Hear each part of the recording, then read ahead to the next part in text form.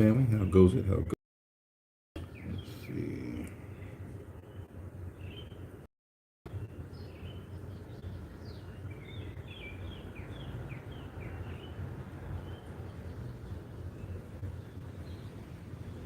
All right.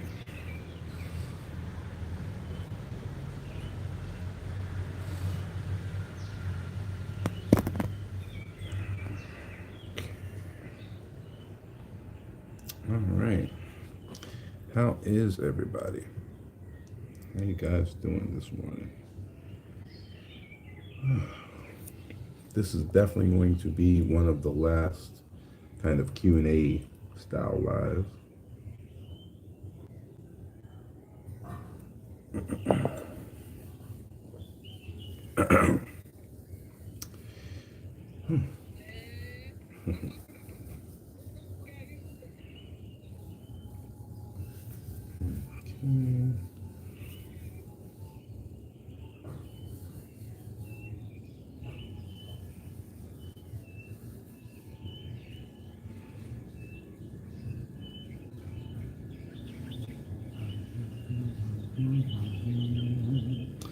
Setting up these streams. You know, there's a couple like streaming apps. I don't know. I might get it like StreamYard and all that. I might get into some of that. Our biggest audience seems to be on TikTok, which is interesting. But that's the one that none of the other apps really deal with. So that and like LinkedIn. Now I guess you can only go live on LinkedIn through something like StreamYard. But I don't know. We'll see what we do. It's definitely easier than, getting 5 different devices together.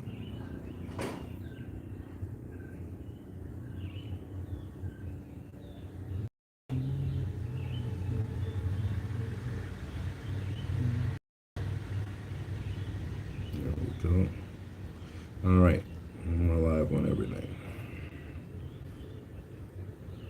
Okay. So, good morning to the Freedom family on all the lives.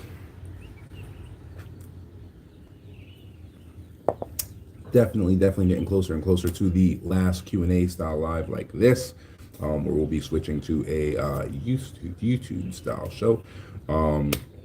You TikTokers might be able to get like behind the scenes stuff on the show, but I'll be focused on the show, so I won't be talking to the screen. So it still really won't be the Q&A style live like these have been for the past couple of months at the exact same time every day. So what we'll do is obviously the YouTube stuff, you show up at whatever time you've been showing up, and it'll just be there. And we'll be able to like set premiere dates and all of that. So that's kind of cool. With TikTok, Facebook, you'll also get it. So you'll get probably a point to the YouTube. Instagram, you'll get shorts or reels or whatever. TikTok, you'll get the same thing. You'll get TikToks are reels. So you'll get those shorts and all of that on TikTok. And everybody essentially will just be pointed to YouTube if they want long form content. So that's it. Lily, can you bring me 3 bottles of water?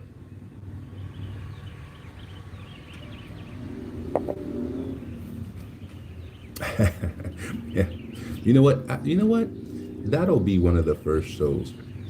You guys ask about staff a lot, so that'll be one of the first shows. But we only do like major staff. Thank you. So we'll do one. We'll do one with like the legal team. We'll do one with the architectural team, and then maybe we'll do one with the general contracting team. So we'll see.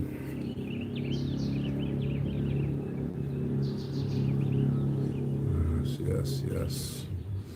All right. So anyway, we are ready to rock. Sorry about the slowdown with the technical difficulties. Yugaman, if you want to come up, just let me know what your question is, and then if it's something that we need to hash out on the live, so be it. I'm live on 5 different streams, so I don't just bring people up because then it becomes a dialogue and the other streams kind of get neglected. So just let me know what your question is, and sometimes it makes sense to just bring you up and let everybody else listen. All right, so YouTube coming in strong. I see you guys. All right, you guys are overtaking our TikTok following. All right, let's see. Yeah, very nice, very nice. I see people think that pictures can be better than they are. All right. Yep, yep. Facebook, I see you guys are alive and well. I guess it's what? It's 11 o'clock on the East Coast. Most of you guys are American, right?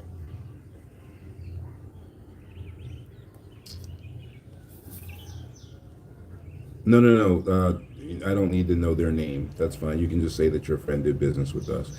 There's an attorney-client privilege, so even if you said the name, I wouldn't be able to confirm it. So we don't do that. I know a lot of places they kind of pimp out their clients for credibility or whatever, but we can't do that. Right, because we own the law firm. Yeah, yeah, yeah. But so what? Your friend is a client and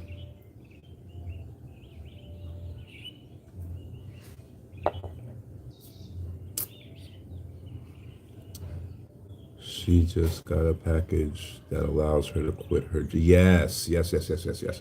So, she probably got bought the end of year special. I would think she's probably one of the people who sold out with it. In December, there's one left. We got more land, and there's literally one left. So with that one, what she's talking about is we set her up where we're building her house, probably building it right now.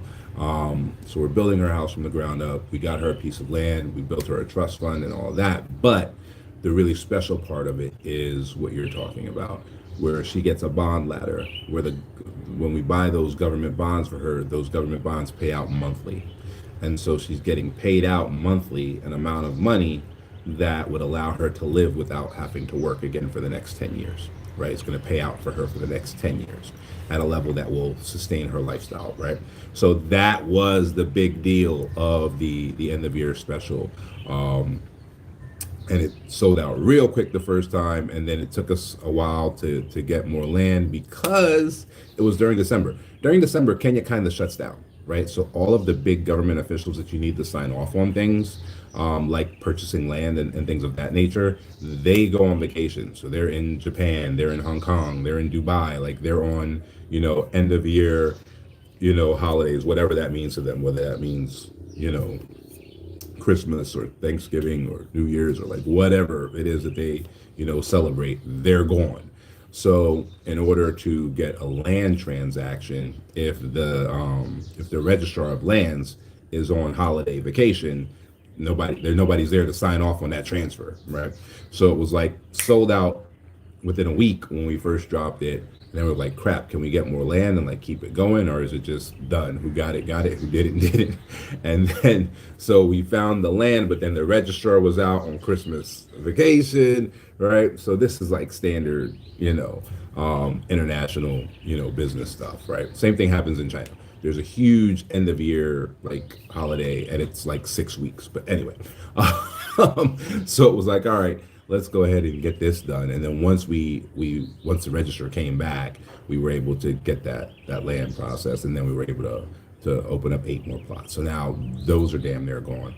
So there's one of those left. But the plot thing, we do that all the time. The real creme de la creme of that end of year special is exactly what you're talking about. It's the fact that the people who bought it can come here and live off of the dividends of that bond sale, and really they don't ever have to work again. It takes 7 years to become a citizen, right? 7 years of living here as what's called an ordinary resident. And then at the end of that 7 years, you actually have a choice. You can become a permanent resident, or you can become a dual citizen. And so it's set up so that it supports you for the next 10 years minimum, right? So you're supported and you have income coming in, passive income at that, coming in for the next 10 years where you just don't have to really worry about anything. And you can just wait on your citizenship time.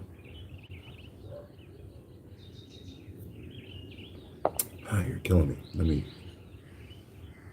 You made me delete your comment. I told you don't say her name. She has privilege. All right. You can say your friend or whatever, but don't say her name. She would have to sign a waiver for you to say her name. But yes, I know who you're talking about, but I can't give you specifics about her deal.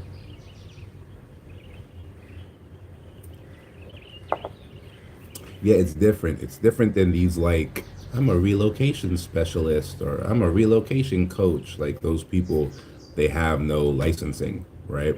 And so we have a law firm. Like we can't just jump online, show you pictures of people, and show you videos of people and all of that. Like there's attorney-client privilege here.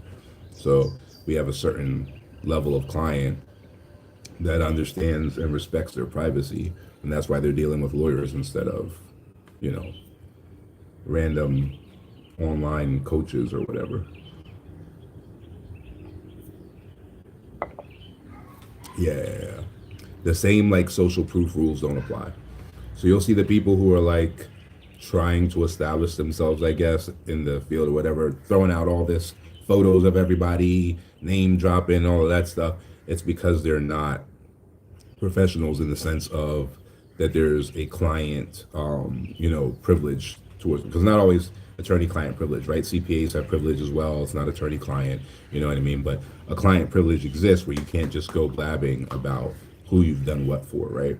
We do a lot of generational wealth work. We do a lot of offshore trusts. We do a lot of stuff that like people don't necessarily want other people to know where their money's at. Like they don't want you dropping their name online, letting people know that they got $1 million trust offshore in Kenya, right? So we don't do what a lot of the other folks do because we operate at a completely different level.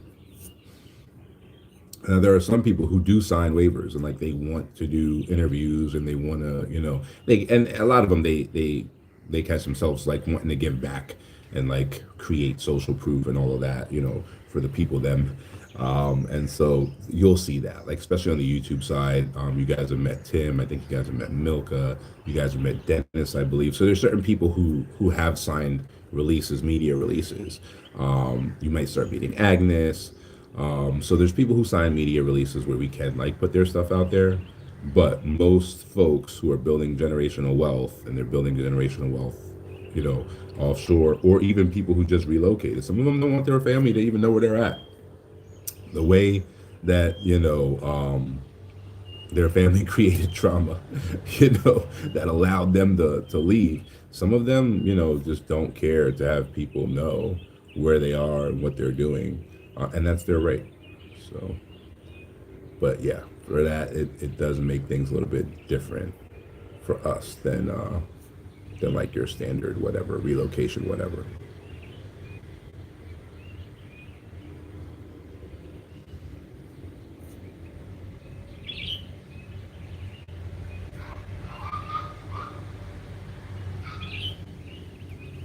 Kind of car? Oh, it's nothing special. It's called a Renault. It's a French car. Ooh, I'm getting sappy. I need to call the barber to come to the house today. Yeah. You guys always looking in the background, huh? That's a guard shack.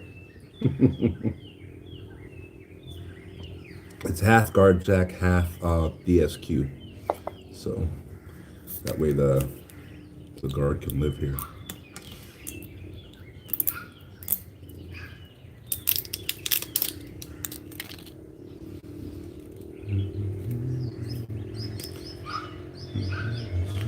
No, you don't have to. So for us, obviously, we have a generational wealth, strategy going, right? We wouldn't be managing other people's generational wealth if we didn't have our own. And so for us, our house is run like a business. And it's not just run like a business, it is a business. It's incorporated, all of that, right? So the house has employees, right? Not necessarily us. The house hires people. It's like a corporation. They're employees of the business. And so it helps based on the family that we, choose to build, right? So there's budgets, there's profit and loss, there's, assessments as to the health of the company and so on and so forth, right? So it allows the kids to kind of grow up with an understanding of This is the household budget. This is how household budgets should work. There are employees here. So more than just them depend on the household. That's important for us, right? It's important for us to make sure that, the kids have that understanding that the things that they do affect more than themselves, right?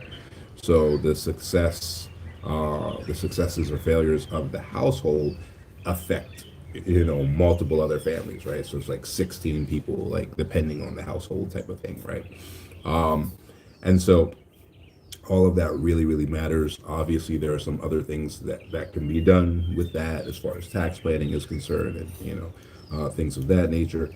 But that's how all dynastic houses are managed, right? So anyone who has like a dynasty trust, they have a dynasty family, they're building out that kind of dynasty lifestyle.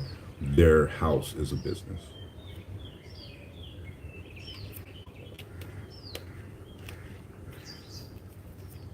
So yeah, I mean, and some employees live there.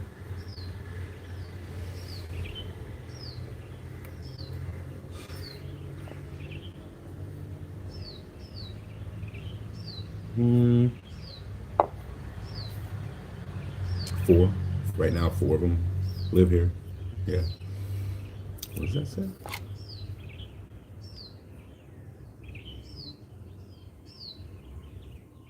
Yeah. No, it's fully incorporated. Yep. No. Yeah, you don't want the liability of like somebody being able to come like directly after you. Wow, Jesus. Somebody being able to come directly after you because they fell down a step or something like that. What is with this? Right? So yeah, you want to, you want to do it right if you're going to do it at all. If you're not going to do it right, don't do it.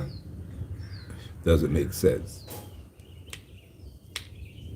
Yeah, you want to make sure you're covered.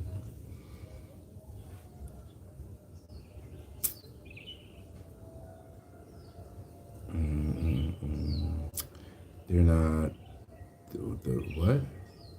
They're not the pens. The pens are diapers. What are you talking about?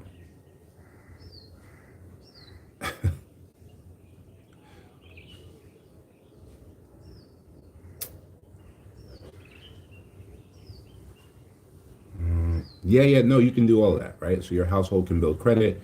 So it can have its own credit. So when it needs something, when you need like a roof repair or whatever, you're not swiping your credit card, right? So you try to make everything you do an asset and not a liability. Some people can run a house and or own a house as a liability, right? So when you run your household as a business, you kind of flip that on its head. So now the household should be creating some sort of assets for you, and that doesn't require you to like Airbnb your house or anything like that. It just requires the house to start generating income, right, or be a place, of income generation, right? And so for us, one of the ways that that can happen is the house can own its own securities, and those securities, can pay their dividends and whatever. But the taxable action on those securities is happening at a corporate level, which may be beneficial depending on the tax jurisdiction that you live in, right? And also the structure that you're using around the house, right? So it depends on whether your house is in a limited partnership, or your house is in a trust, or your house is in a corporation, or So it depends on what structure you're using and how you're trying to turn that house from a possible well, it might be a depreciating asset depending on where you live, but typically it ends up becoming a burden, a financial burden, versus a financial, asset. If you're normal, I would say, right? I would say in the oh wow, I'm tongue tied today. In the continuum of how real estate works, in the normal range within that continuum, I would say your house appreciates slightly, right? At the very least. If you're on the upper side, your house appreciates greatly, or you're forcing appreciation, and on the lower side, your house is depreciating, right? So that's, maybe you live in the hood, or and maybe you're in a war-torn country or something, like whatever. All right, so there's those two extremes where your house is doubling in value every year and your house is being halved in value every year, right? And then there's the people in the middle who are getting like 2%, 3%, maybe even 10% over time on the house, right? But it's the maintenance that ends up making it a liability, right? So, and that's where it might end up, being a depreciating asset no matter what, right? So the maintenance is typically what's going to pull you in the other direction. So unless you're buying something back with the house, right, which is, which we do that as well. So like we buy back a lot of time with the house, and then we utilize that time, to make money at a much, higher level, right? So like for me, my standard hourly rate's like $500 an hour, right? I don't pay like the maid $500 an hour, right? So if I can get a maid to clean for me, if I can get a gardener to do the gardening for me, if I can get, a groundskeeper, to do the butlering for me or whatever, and I can bring in, a nanny, and I can bring in a governess and all of that stuff, together, they still aren't being paid $500 an hour, right? So if I can get them to handle whatever I need them to handle so that I have the hours to go do what I do, and make significantly more than I'm paying them, then it's fine. You know what I mean? So that alone can assist in converting the liability to an asset, right? But it can also own its own securities, utilizing its own equity, right? So you can get a HELOC or whatever, sure, but you can build individual credit, you can build individual bank goodwill and all of that with the corporation much easier than just putting your own self on the line to get a HELOC for the house and the blah, blah, blah, blah, blah, right? So eventually, the house can be funding itself and funding its own repairs and all of that stuff. And then by the time it's giving you to go out and, do better, then you can pay back those loans. The house can pay back its own loans if it's invested, right? So the house can make equity investments when there's no need for money into securities, and then turn back around and pay those down with dividends, and then have passive income moving forward, right?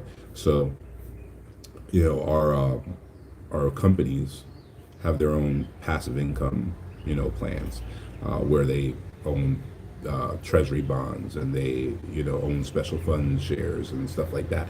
So they're literally making their own money. So it gets to the point where your household is actually paying for itself, right? So it gets to the point where there's enough passive income coming from the securities that all of the employees are actually paid from the passive income, right? And then it'll get to the point where it will pay the family, right? That the family that lives there will essentially be paid to live in the house, because the business is operating at a net positive, right? So it just depends. Just depends on what it is you're trying to do, and what you want your family to be, and how much planning you put in, right?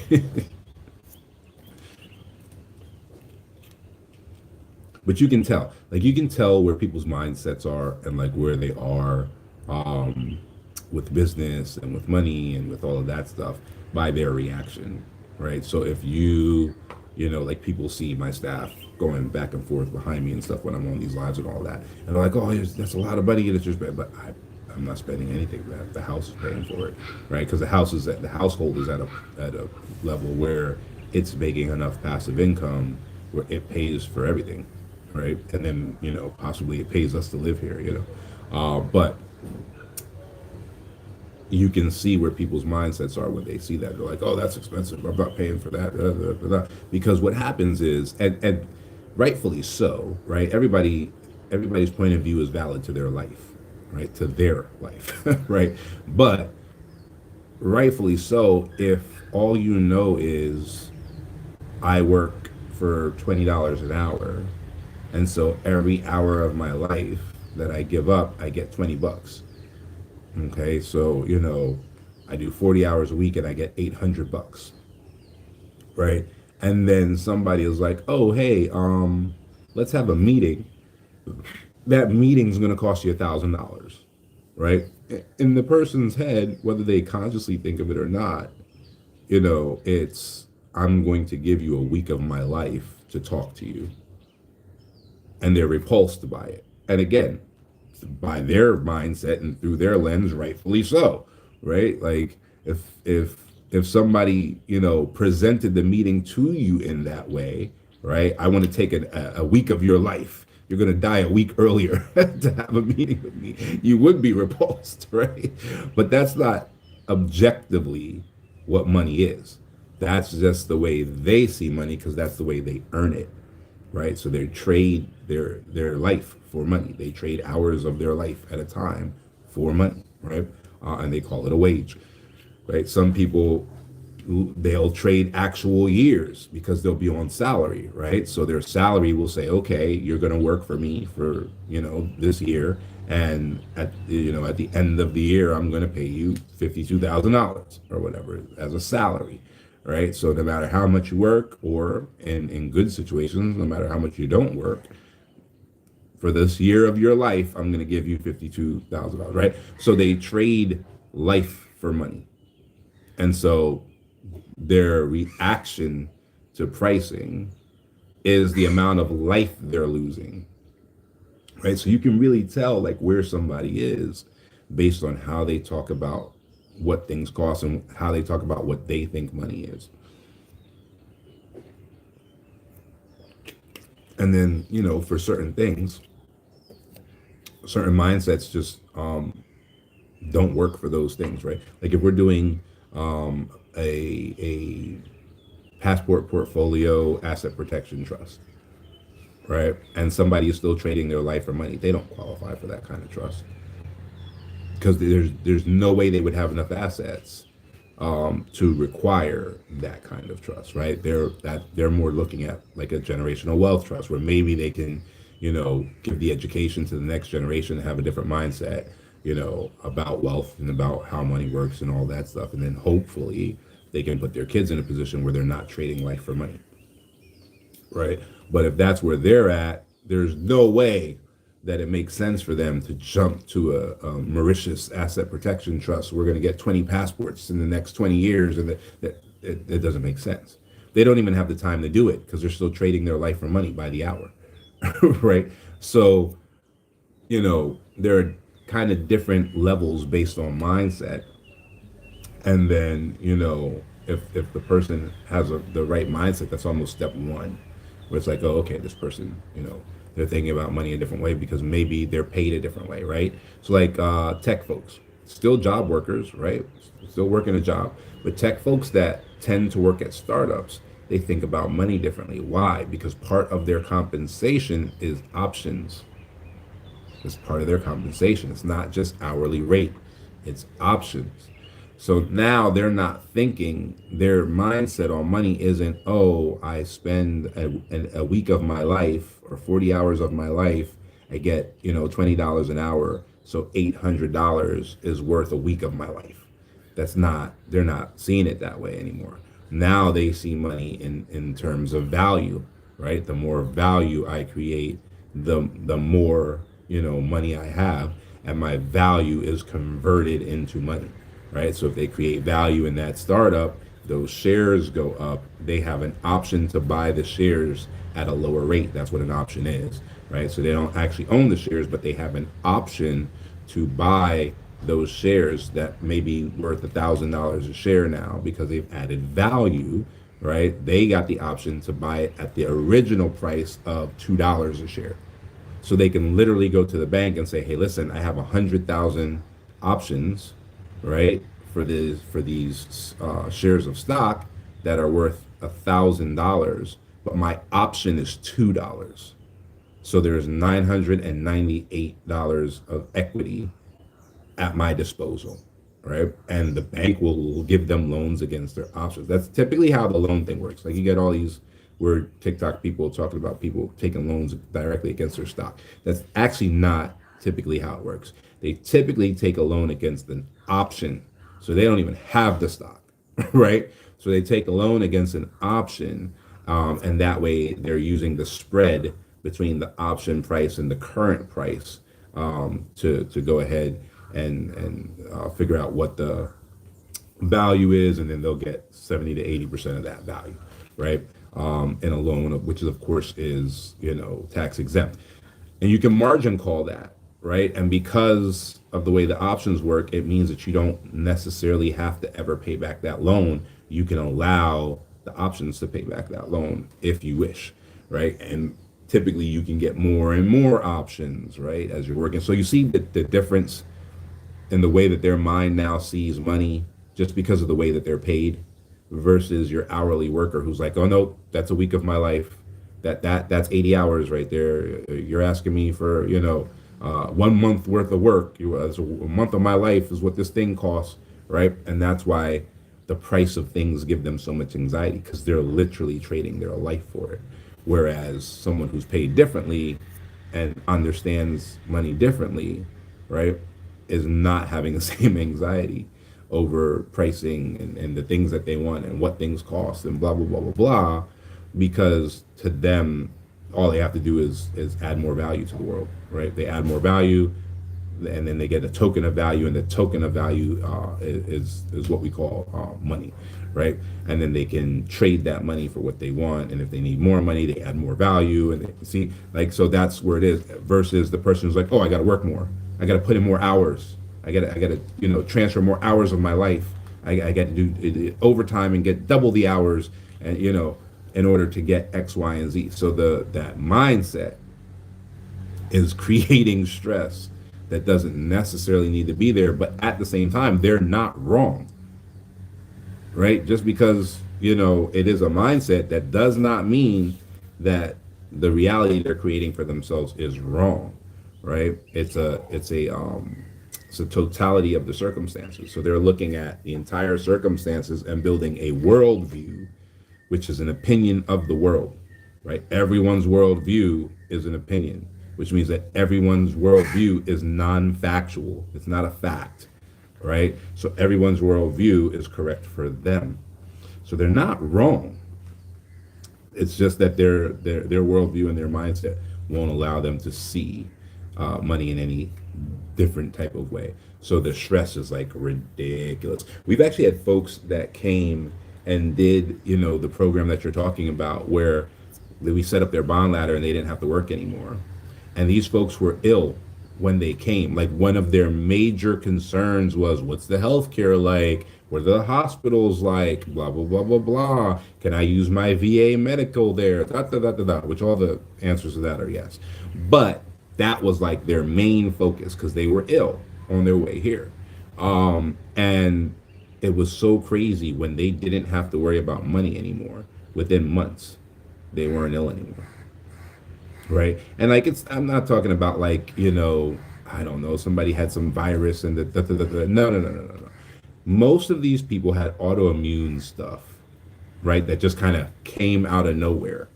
Right. And then once they got here and that stress left them, the old saying, stress kills. Once the stress left them, their body stopped attacking itself, because that's what an autoimmune disorder is.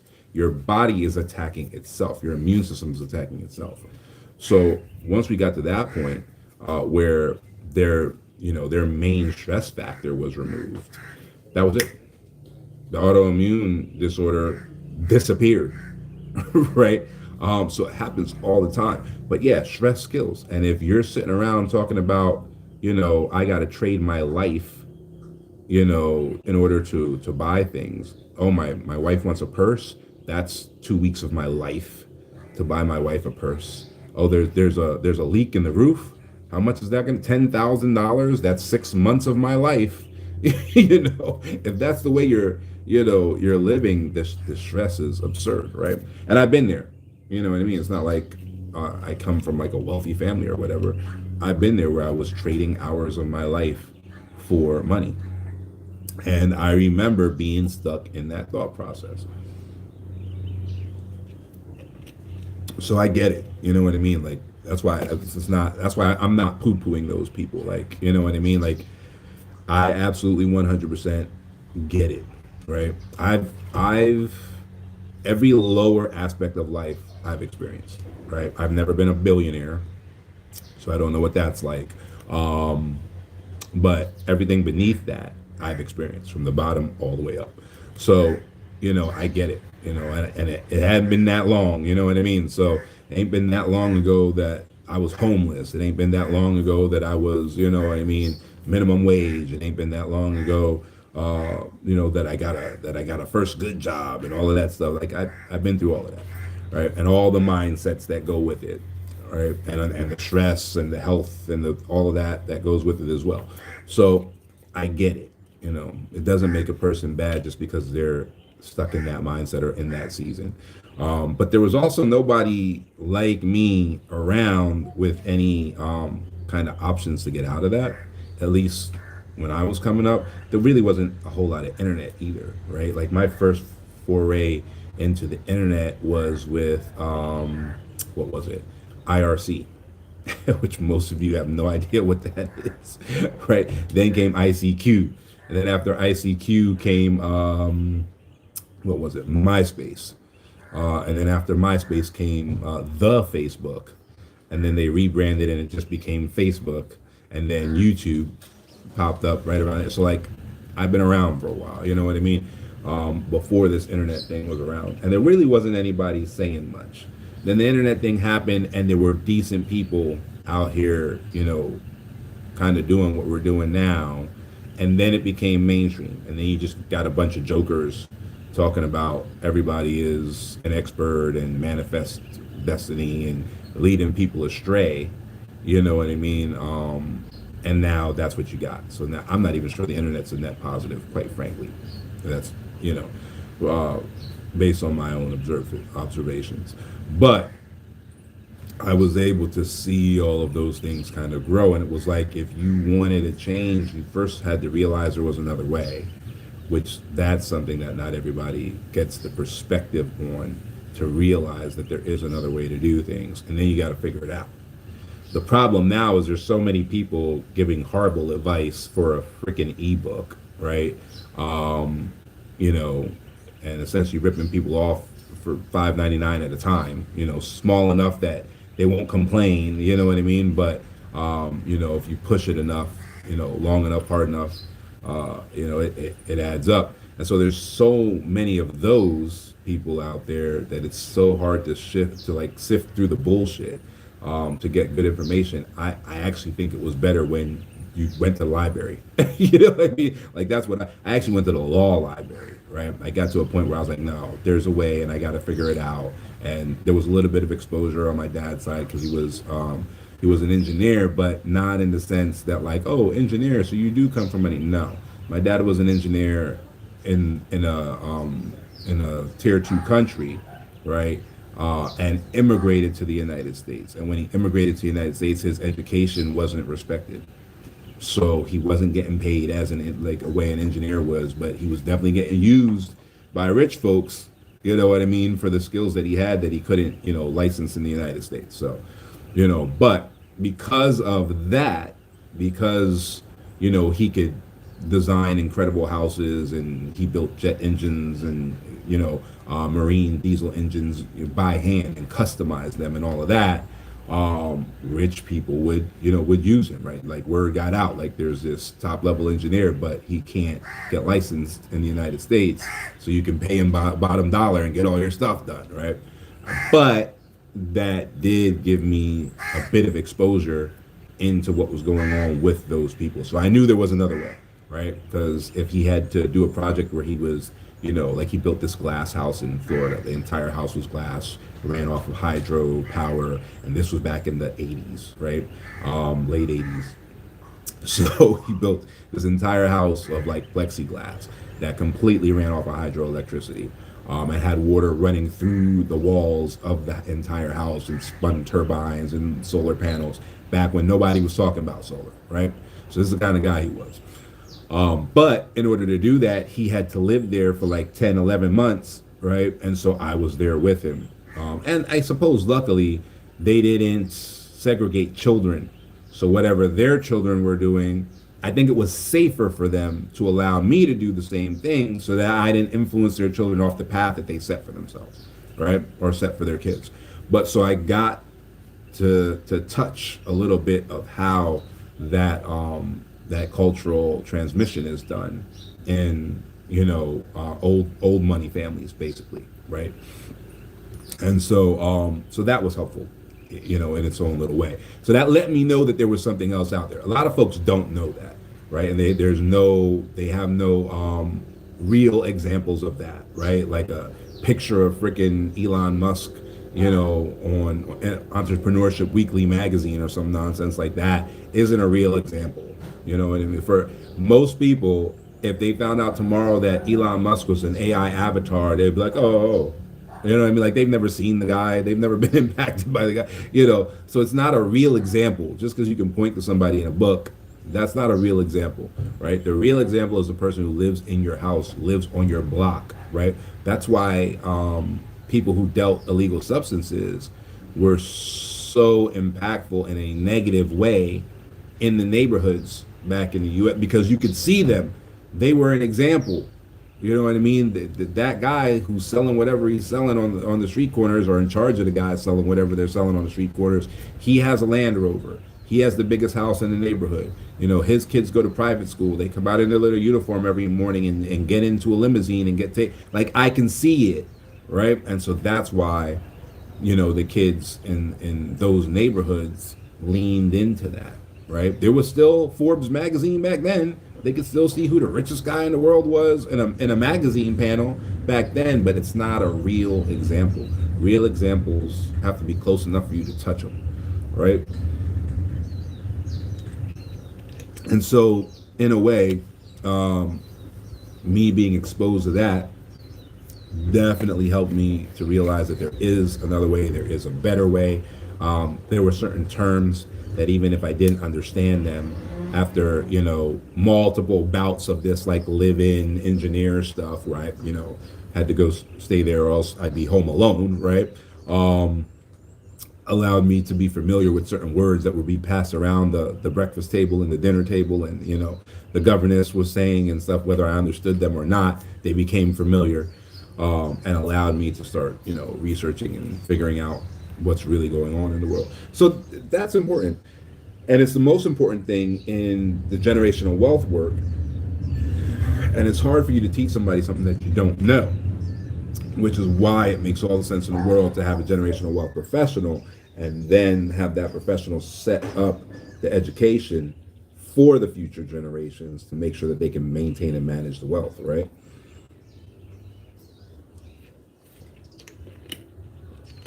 So that's why 70% of all families that start with their generational wealth, the generational wealth is dead by the next generation, right? That's what typically happens because they do not have the education embedded in the generational wealth plan. And that's why their family fails, right? The ones who do make it past the first generation, excuse me, my dyslexia kicks in every now and then, past the first generation, they now have a 30% chance of having a problem in the generation after, because it might be an example situation, right? It might be that generation took you as an example, but you never passed on any of the education necessary, right? And so you see that in the Vanderbilts, right? You see that in their family where the first generation heir increased the net worth dramatically. And then every heir after that wiped it out, right? So was it Carson Daly? Is it Carson Daly? No, it's not Carson Daly. What's his name? One of those, kind of Daily Show guys, I can't even think of his name right now, is a Vanderbilt heir. His last name isn't Vanderbilt anymore. He was the first Vanderbilt to be born with no money. He's alive right now. I can't think of his name. But he was the first. You can Google it. It'll come up right away. But is the first Vanderbilt to be born completely broke, right? But there's still some cultural currency there, right? Because he still made it to TV, and he's well known and all that stuff, and he's probably a millionaire by net worth now. So he was able to kind of use the connections of social capital to still do something, but the family wealth is gone. Mind you, they were the richest family in the world at one point in time, right? So if the education is not there, and the habitus is not being formed, that's a really important word. Let me say it again. The habitus, you want to Google what that means, right? The habitus is not being formed, then you're not going to have generational wealth stewardship.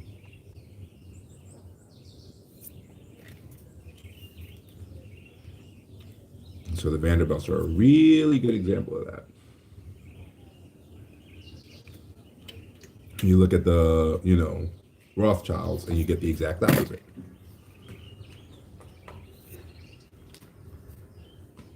Because the Rothschilds had a family constitution, right? They had a generational wealth trust, and then they had a bunch of other trusts that followed suit after the fact, right? People weren't able to marry into the family and take half the wealth, which happened a lot to Vanderbilts, right? I would say probably 80% of their loss happened via leakage through marriage, because they didn't have the right systems in place. Whereas you marry a Kennedy and leave them, you get nothing. You marry a Rothschild and leave them, you get nothing, because they have nothing, right? It's all in the family trust, right? And if they decide they want to make something with you, that's fine. But whatever they make with you is nothing compared to what's in the trust, because the trust has been compounding for 100 years. It's not possible that they could have earned more than what the trust earns. They probably don't earn more in their lifetime than what the trust earns in a year, because it's been compounding for quite a long time.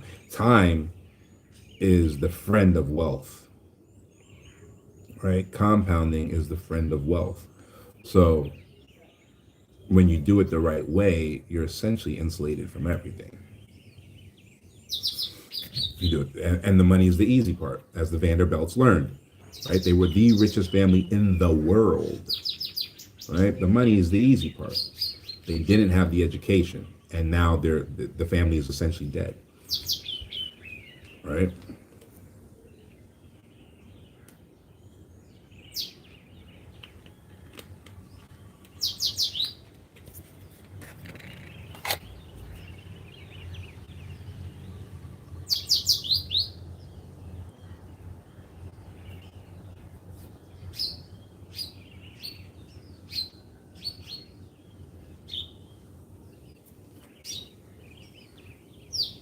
Right. Anderson Cooper. Anderson Cooper is the Vanderbilt heir who is living today. No Vanderbilt money. Anderson Cooper. So the family's so dead, the last name is dead. Anderson Cooper is not Anderson Vanderbilt, but he's the family. He's the Vanderbilt heir. He's the current Vanderbilt heir, and there's no money in the trust. When he was born, there was nothing for him.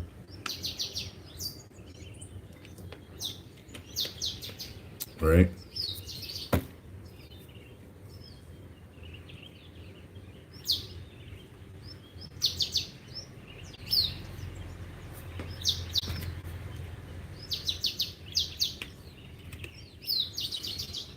Well, there's no just answer to that, right? Because the structure that's going to be best for you is based on whatever your goals are, right? So even though generational wealth might be the framework within which you're achieving those goals, the goals determine what the best kind of structures for you will be. So, for example, I have people who do generational wealth. They have no kids, and they will never have kids, right? There's a lot of ladies who focused on their career, and now they're 50, and even some of them did the frozen egg thing, but they didn't realize, at least especially at the time, right? Because they did the frozen egg thing when the frozen egg thing was new. They didn't realize that the eggs could lose viability while frozen and all that stuff. So they did the frozen egg thing. The frozen egg thing didn't work. So now, they're 55, got a lot of money, but they ain't got no kids, they ain't got no husband, they ain't got no nothing, right? And so they've done a lot of generational wealth stuff, but it's almost like an endowment. Like we have one that she does a generational wealth thing, and it's for like what is it? It's for orphan little girls that want to get into the arts or something like that, right? So it pays for like their art school, and it pays, for them to have a place to live and all that. So that's what her generational wealth does. So her structure is very different than a married couple who have kids, who their stuff is going to their kids and is, supposed to proliferate bloodline legacy, right? So it just depends on what it is you're trying to accomplish. How are we in the same country and you seem like you are already at midday? I don't know. What, are you in Kenya? I don't-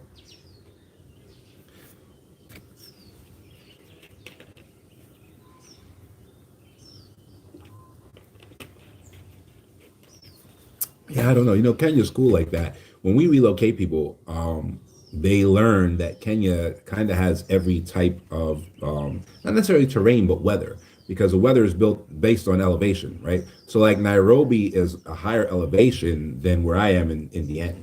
Diani is ocean level, right? So it's I guess you could be below ocean level, but it's essentially the lowest elevation, right? So it's hotter here. We're right next to the water, so it's more humid here, all of that when the clouds roll in, whatever. But you could live in, Mount Kenya, and you go up to the top of Mount Kenya and you can actually have like snow, right? And then you're above the clouds. So like here, it could be all cloudy, but if you live there, you could be above the clouds and it could be sunny and all of that stuff. So you can have like Dubai style sand dunes if you live in that area. You can have like great forests that look kind of like Washington, state type forests if you live in that area. So that's kind of been cool for a lot of our relocation clients. They actually can choose what type of environment they want to live in based on where in Kenya they're living. All of Kenya is on the equator, but you can have a colder, like Nairobi is much colder than Diani, right? Doesn't mean it's cold per se, like it don't snow in Nairobi, but it's way colder than Diani. So it might be 95 degrees US, like Fahrenheit, right? 95 degrees here in Diani at the beach, and it's 75 in Nairobi, right? Still not cold, but it's definitely cold compared to Diani, right? So people can definitely choose like what kind of environment they want to live in here, and be in the same country but have a completely different temperature, elevation, the whole nine. Even here, like there's people who want to be near the beach, but they don't want 95. Like they'd rather have 85. They just build a house in Kwale, because Kwale from the beach it's uphill so the county is called Kwale, but there's a city called Kwale, like Kwale town rather, and so it's all uphill. So by the time you get to actual Kwale, instead of 95 degrees, it's 85 degrees, but you're still a 30-minute drive from the beach. So if you care about the beach, then we'd set you up that way. So yeah, that's one of the cool things about Kenya.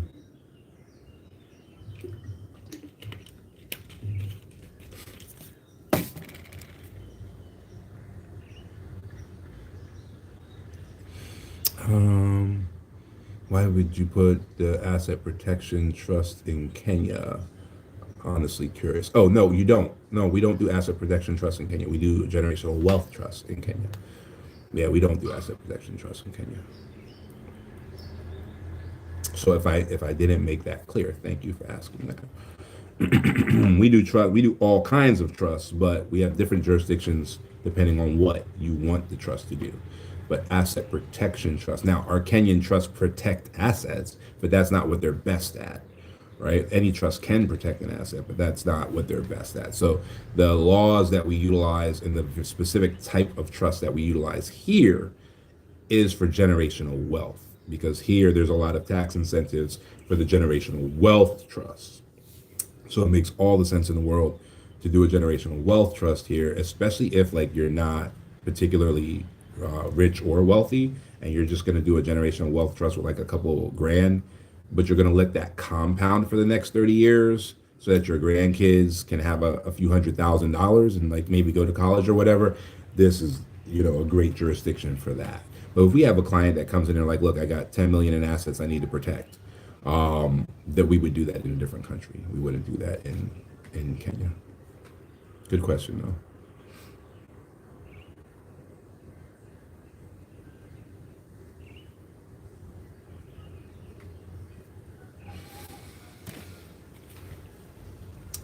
It depends on your burn rate. So whatever your burn rate is, oh, I'm sorry for the guys on the other streams. He was asking, how do you get the house to be able to afford itself and possibly pay you to live in it, which is something we were talking about an hour ago. It depends on your burn rate, right? So whatever your monthly burn rate is, which is the amount of money you spend every month, right, in life, all of it, right? So your bills, your going out to eat, all of that stuff. Whatever your burn rate is, that becomes your like your first kind of KPI almost, if you want to call it that, right?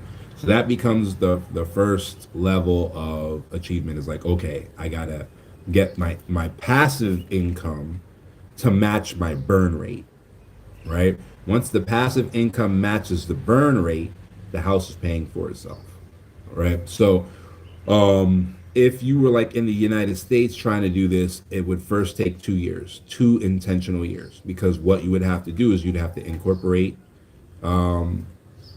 either the house or incorporate a management company that managed the house, right? If you have a homestead protection in the United States, you don't want to incorporate the house, right? Because then you lose the homestead protection, right? So if there's a homestead protection in your state, then you would incorporate a management company that manages your house, right? And then that management company would have access to the equity in the house as collateral, right?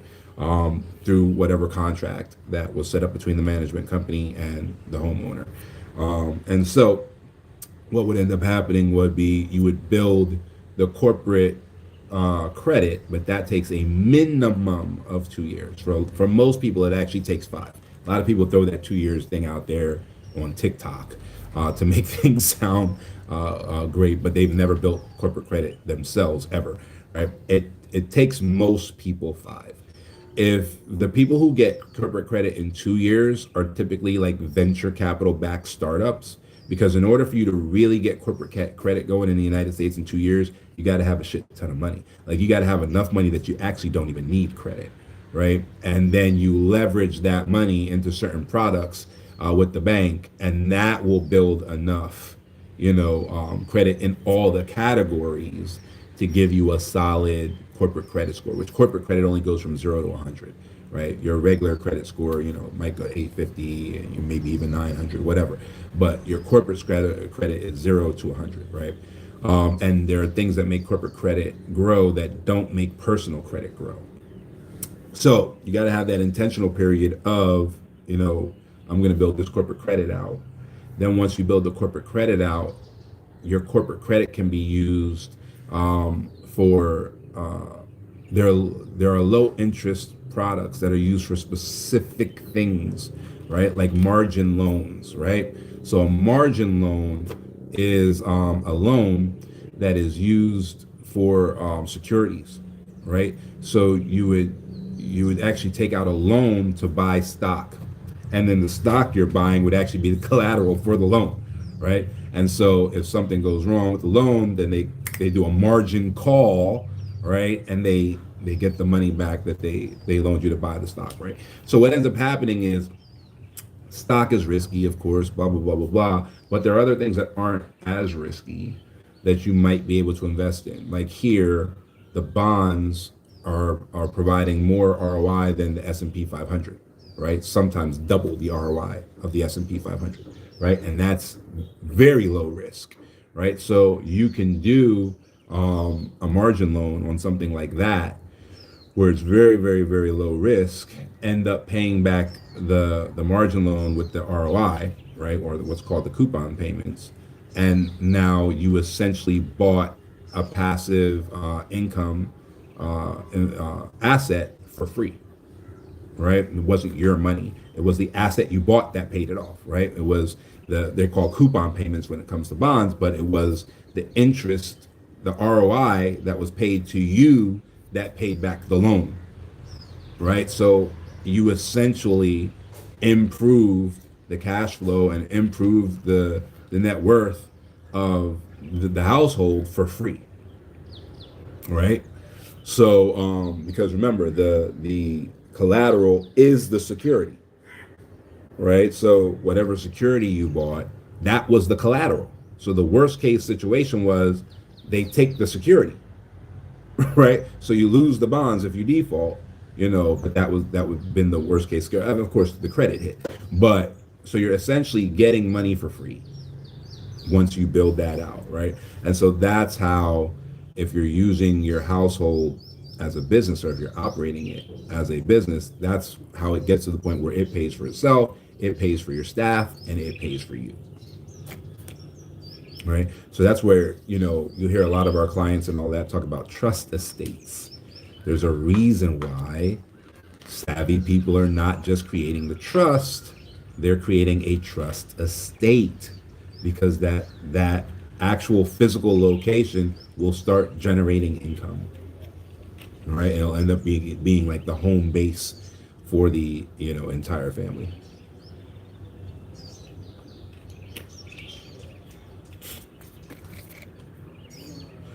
A lot of people don't realize that. Yeah, a lot of people don't realize that. All of them do. If you look it up, every single dynastatic family you've ever heard of has an actual physical property. Normally that property is named, right? Normally the property has a name and they have a physical property that is actually a home base. Now they might have multiple as time goes on, because there's multiple branches of the family, right? And typically each branch of the family will create an appendant trust. So there'll be there's the original Kennedy Trust, but there are what's one of the branches of the Kennedys? What is it? Strafers, right? Arnold Schwarzenegger was married to a Kennedy when he was the governor of California, but her last name wasn't Kennedy, right? She was one of the branches, right? So there are a bunch of, with this thing with the Kennedy Center, you see a bunch of people popping up like, oh, this is, the Kennedy's grandson or something like that, right? But his last name's not Kennedy at all, right? So it's another branch.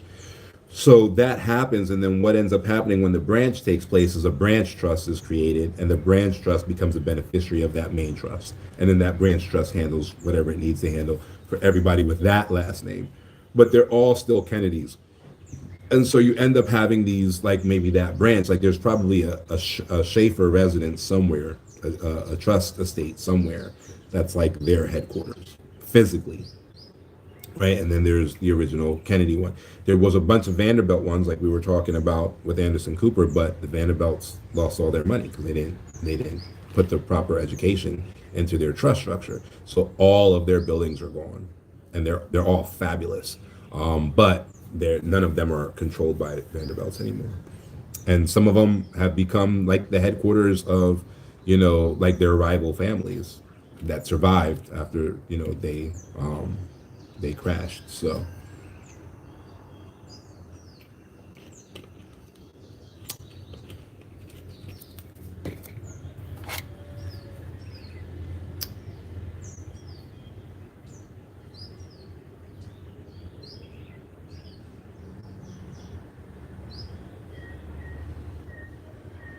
yeah. Yeah. No, I mean sometimes it's named after the person, sometimes it's not, right? So it just all depends.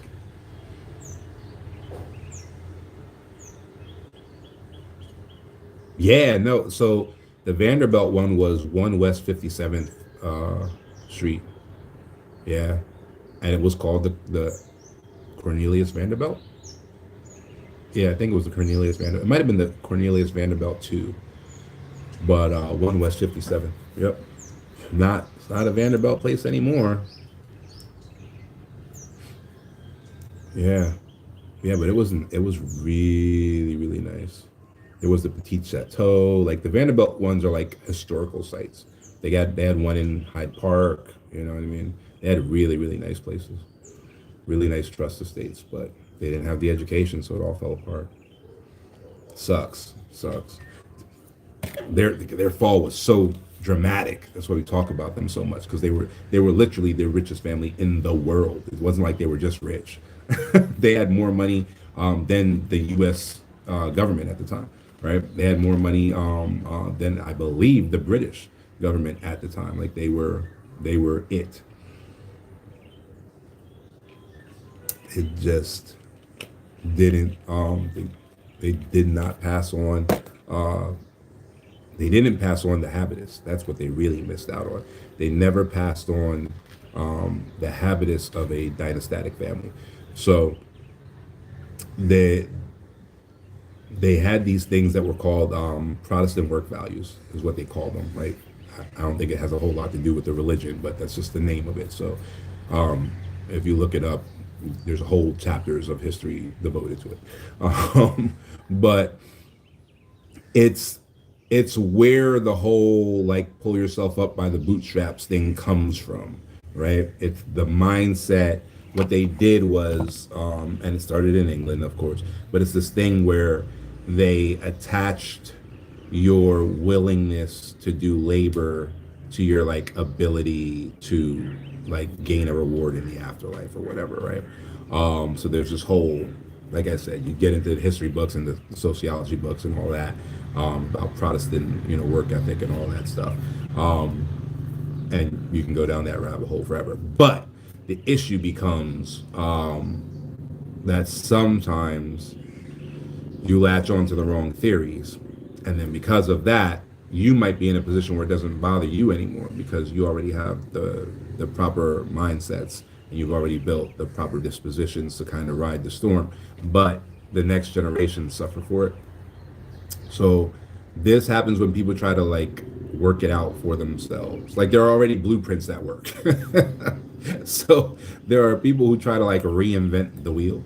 And then those are the ones that typically fail. And a lot of them try to do it because a lot of them, it's not necessarily a self-fulfilling prophecy, but it's confirmation bias for sure, right? Because what they'll do is like, oh, I've become successful in business, right? I've built this $1 million, $1 billion empire, whatever.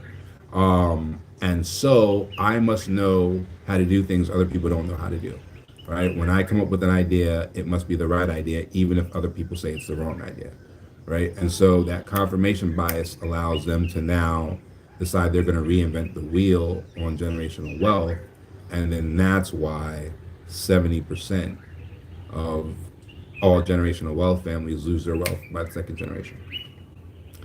So sometimes the success is the trap. So yeah, you gotta, there's a formula that works. Unfortunately, we as a people, black folks suffer from that a lot, unfortunately, right? We have this thing about like I'm from the Philly area, so we used to call it biting in Philly. Every region has a different thing they call it, but we had this thing against like copying, right? And so oftentimes we even get ourselves into good positions, and then it just dies in that generation because we don't want to follow anybody else. We don't want to copy anybody else's thing. As a people, I don't know where that came from, but it's something that like even in like school and all like that, like the kids are about it. Like, oh, you bit off of me, you copied off of me, you this, you that, whatever. So it's a little weird. Unfortunately, it hurts our ability to grow. That we're always trying to reinvent the wheel, but there are procedures that have a 100% success rate, right? Even within the United States of America, there are procedures by which minority groups have gained political power that have a 100% success rate that we've never tried. even if we failed, it would be a surprise because we would be the first failure, of those procedures in history. It has a 100% success rate, but we would be biting, we would be copying off of them, we'd be role playing them, we'd be tethering that, whatever you want to use. And so that's a thing that unfortunately is fairly unique to us, and unfortunately holds us back in growing our community the way that we should. So hopefully we get over it. We'll see. But yeah, 70%. And you got to understand that's 70% of exceptional individuals to begin with, right? Because that 70% that fail are 70% of the maybe 10% who even have the wherewithal to create generational wealth for their family. Because most people, no matter how much they say they love their family, no matter how much they say they love their kids, they don't leave them shit but bills when they die. They don't leave them generational wealth. So I don't know what kind of love that is. But most people don't even do it. So of the exceptional people that do it, 70% of them, they're focused on the money, which is the easy part. They treat the easy part like it's the hard part. And so it's dead the next generation. But if they approach it properly and they treat the easy part like the easy part, and then they really get to work on the hard part, which is creating the cultural capital and making sure that they nurture the habitus and the dispositions that their kids are going to need to move forward with generational wealth, then they would be in the 30%. That's the difference between the 30% and the 70%. If you ask somebody who is successful with generational wealth, they would sum all of that up in one word, and they would say stewardship, right? Which is like a code word. Because if I say to you, oh, well, the way to beat the 70% of stewardship, you have no idea what I'm talking about. That doesn't mean anything to you at all, right? And so you can go look up the definition of the word if you want, but it in no way, shape, or form is it going to inform you how to do that, right? So all of those components combined equals stewardship, right? And stewardship is the only way to be in the 30% that maintains generational wealth versus the 70% that fails in one generation. Still better than nothing. You're right. Yeah, definitely. Still better than nothing. I mean, like I said, if you look at Anderson Cooper, he's still a rich guy with he's had a great career, known on TV, semi-famous in those circles and all of that stuff. I'm sure he's a millionaire by net worth at the very least, right? But that definitely came from social capital, right? He's still a Vanderbilt, right? Even though they lost all their money, they had friends. You know what I mean? They knew people. They went to certain schools. You know what I mean? So all of that still matters, right? So he still put himself in a great position. Is it generational wealth? No, because the trust was empty by the time, so economic capital, no, right? But social capital, generational wealth, absolutely. Did he inherit social capital from the Vanderbilts? Absolutely, he did. Did he inherit cultural capital? Yeah, absolutely, he did. Did he inherit symbolic capital? Absolutely, he did. Right? The only thing that he didn't inherit was the easy part, economic capital, which is why he got that right back. Right? So it took him a while. It took him a couple generations to get the literacy part down, but he got it.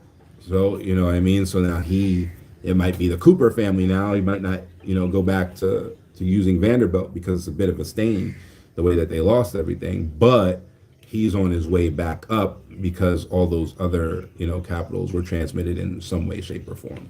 So doing it right matters for sure, right? Doing it right absolutely, definitely matters for sure. Okay.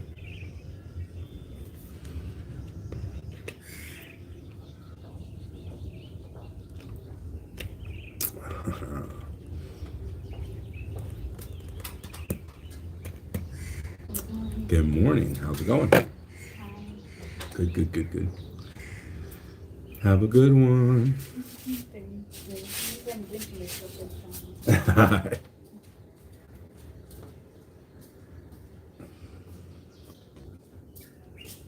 Yes. Yeah, this Q&A type setup, we're going away from that. This might be the last one even, but we're going to go to an actual show setup. So the full shows will be on YouTube. So where's YouTube? You guys, YouTube. You guys will get the full shows. Everybody else will get little snippets because that's what they're like TikTok and all that, the short form content. So you'll get little snippets of what's going on. I might be live on TikTok while doing the shows, but that's going to be like a behind the scenes live. So I won't be talking to you guys. So this is, either the last or one of the last times you guys can just ask me questions directly and I just answer them. So ask away if you got them. Relocation. Yeah. So relocation, there's three kind of main ways of doing it. There's the what's that? There's the digital nomad permit, which is a class N permit. There is a investor permit, which is a class G permit. And there is a ordinary residency permit, which is a class K permit. All right. There is no such thing as a retirement permit. Be careful with people who are talking to you about retirement permits. No such thing as that. Okay. Retirees typically qualify for an ordinary residency permit. There's no retirement visa. There's no retirement permit. Not for this country. All right. So if you're dealing with some one-off person and all the terminology they're using is wrong, that's a red flag. So if you get an ordinary residency permit, you will qualify for dual citizenship in 7 years. You are not guaranteed citizenship in anyone else's country. That doesn't exist anywhere, right? But you will qualify for dual citizenship after 7 years. You also qualify for permanent residency. If you have an investor permit, you may qualify for permanent residency in 3 years, depending on how big your impact has been and how many people you've hired and all of that stuff. And you will qualify for permanent residency in 7 years, okay? If you're a digital nomad, that's a brand new permit, started last year. And the idea is that you're a nomad. The idea is that you go from country to country to country.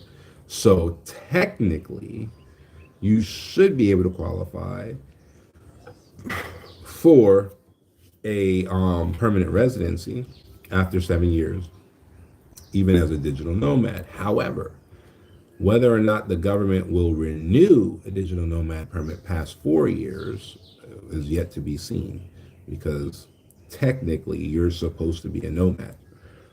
So we'll see. Nobody knows the answer to that yet because it hasn't happened yet. Digital nomad hasn't even been out a year yet. So anybody saying they know the answer, another red flag. It's bullshit. Nobody knows the answer at all. All right. So your two standard and most mainstream permits are your investor permit and your residency permit. You cannot get a work permit. A work permit has to be offered to you by an employer. So anyone telling you they can get you a work permit, red flag. You cannot apply for a work permit. An employer has to hire you, explain to the government why they couldn't hire a Kenyan, and then apply for a work permit for you. If you are applying for your own work permit, it is fraud. Okay? So be careful. But that's a scam that goes around. People are like, oh, well, create your own company and you'll get yourself your own work permit. No. Doesn't work like that. There are NGO permits. That's how like missionaries and stuff come here. So if like there's a church trip or something like that, it's more than likely an NGO permit. So that exists as well. But again, there has to be a local, nonprofit organization or a local church. So like those churches that do the church trips, they're not doing off the strength of the fact that they're a church. They're doing it off the strength of the fact that they're connected to a local church, right? And then that application happens at that level. So you have to find the NGO or the nonprofit or the church or whatever that's going to bring you over, or your organization over. So the only ones that you have direct control over are your investor permit and your ordinary residency permit, right? Now your permanent residency permit, when you qualify for that puts you in a position where you no longer have to renew. Anybody can qualify for permanent residency if they hold any permit long enough, right? It's dual citizenship, where there are only a few direct paths to dual citizenship. One is and probably the easiest, is your parents are Kenyan. All right. So that's a minority of people. The next one is you've been married to a Kenyan for 7 years. Okay. That one's tough because if a divorce happens year six, you just wasted 6 years. So even the people doing the marriage thing, a lot of times they'll actually have an ordinary residency permit anyway. So if the marriage falls apart, they don't lose the time because if the third way is ordinary residency permit for 7 years, same amount of years, right? Same amount of years. There is a fourth way. The fourth way was something that we stumbled upon that is completely and utterly legal.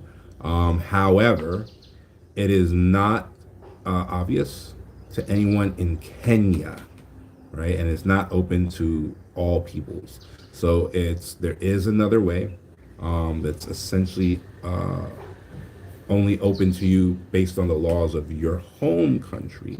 And so that is something that we figured out that no other Kenyan law firm has been able to figure out. So it is IP, and we do not discuss it. So we do have another way to get people legal dual citizenship here, but that is for onboarded clients only. It is probably one of our biggest company secrets, and we won't get into it here.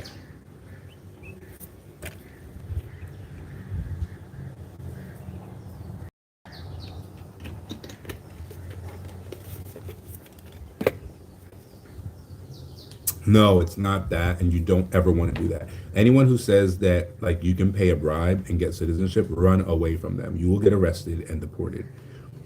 Like that's not a joke at all. So no, all that bribe stuff is out the window. We don't do any bribe stuff whatsoever. And anyone offering you that, run the other way. That's it's the easiest way to get yourself locked up.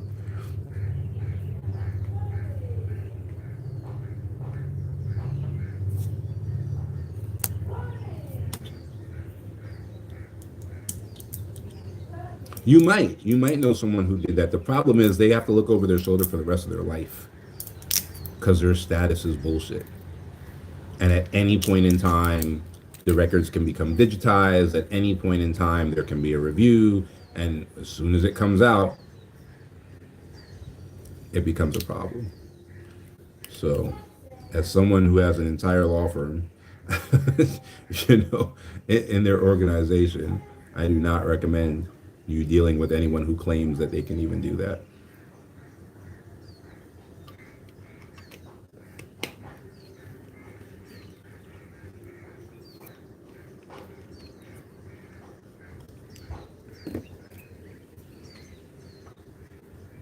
Yes, yes, yes, yes. Yeah, it's narrow. It's narrow. Dual citizenship, as well it should be. Shouldn't just be able to walk up into a country and take on citizenship and start voting and be able to run for president and all of that stuff, right? So yeah, it should be narrow. I don't have a problem with that at all. Also, there's a lot of like, for those folks who are like interested in the idea of like United States of Africa and all of that stuff, this region of Africa already kind of has that, which is really super interesting. The only kind of part that person that doesn't really hold up their weight is Tanzania, right? But for most of the people, hey buddy, most of the people who are in the East African community, they already have like free travel between, do free business between, all of that stuff. Like they already have a mini United States of Africa rocking now, which is really, really cool. The only ones who kind of like don't do it are, hey, what's up, buddy? Are the Tanzanians, right? So it is what it is. You want to say hi to the people then? Hi.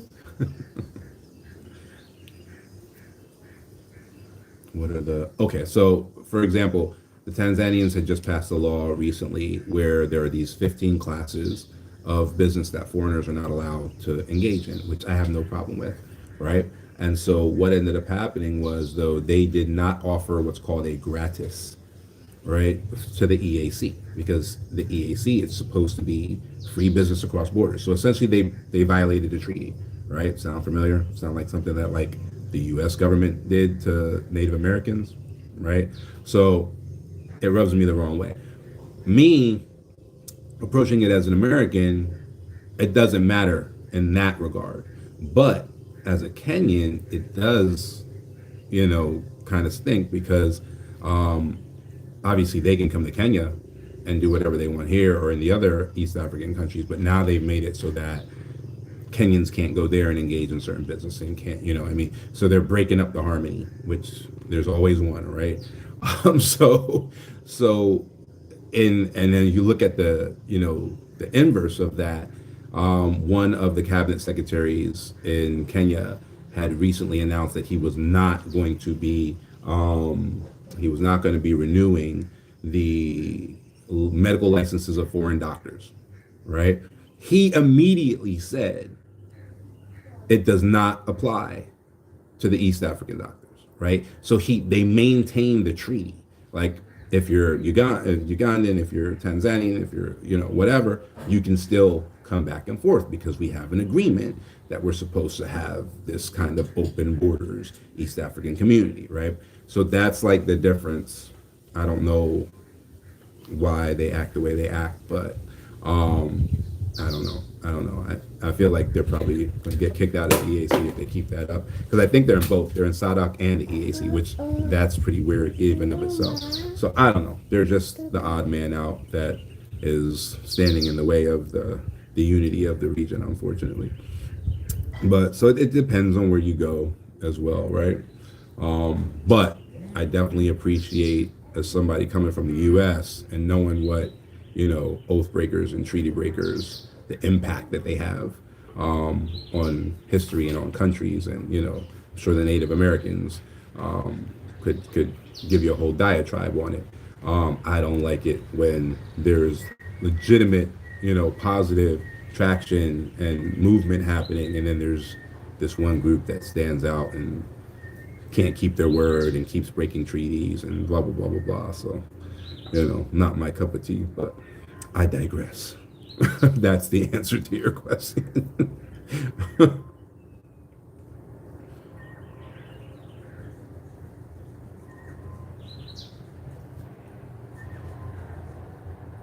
Yeah, I don't know. It's weird. Overall, I would say that I don't know. None of my clients have ever been interested in Tanzania, right? None of them. So, so overall, typically our clients are interested in some level of integration, right? So I think we ran the numbers. You remember the numbers on the marriages?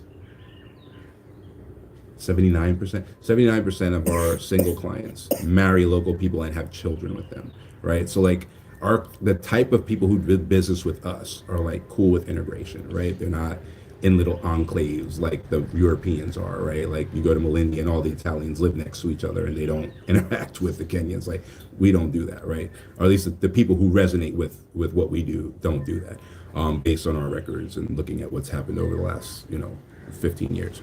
And so it's one of those things where they eventually get either dual citizen or permanent residency. You can't do that in Tanzania, right? You'd have to give up all other citizenships, which means that their rules even stifle your generational wealth, because our generational wealth clients typically have passport portfolios, right? And that's part of their generational wealth. So our generational wealth clients, typically multinationals, and so they have passports for 5, 6, 7 different countries. And so if they went to Tanzania, they would have to give all of that up and gain nothing, right? Whereas part of the passport portfolio's strategy is sometimes, depending on the goals of the family, a family office in Singapore.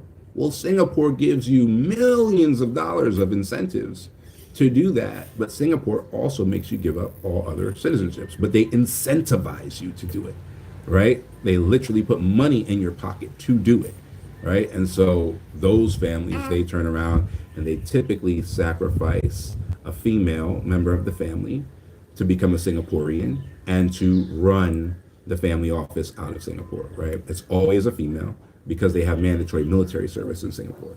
So if you do it with a male, that male has to then go and serve a couple years in the military, right? And the couple years in the military that male is serving slows down him running your family office, right?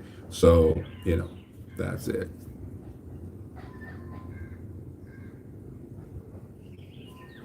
I am willing to agree with that. Yeah, I'm willing to agree with that.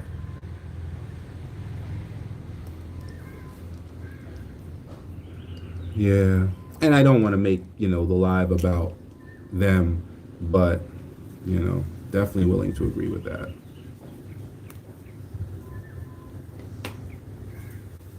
It sucks, but yeah, that's definitely been what I've seen anyway.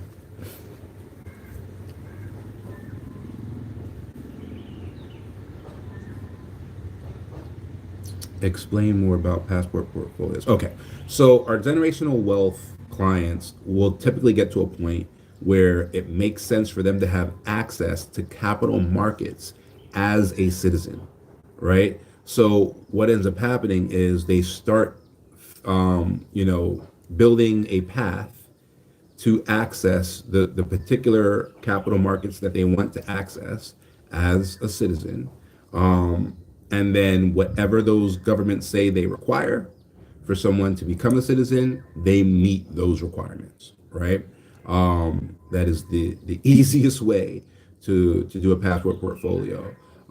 You want to be whatever the government says you have to be. You want to become that thing, right? And so what our job is as professionals is to find the fastest way there, right? And the surest way there, because there are certain countries where if you do certain things, you have a right to the citizenship, right? Not just access, maybe, but you have a full-on right to become a citizen. So in those countries, we make sure that those clients get whatever it is that gives them a actual right where they can demand citizenship, not apply for it and like ask, right? So that ends up being the difference. Does that explain what you're asking? Are you on tour? You have the royalty wave going? Hmm?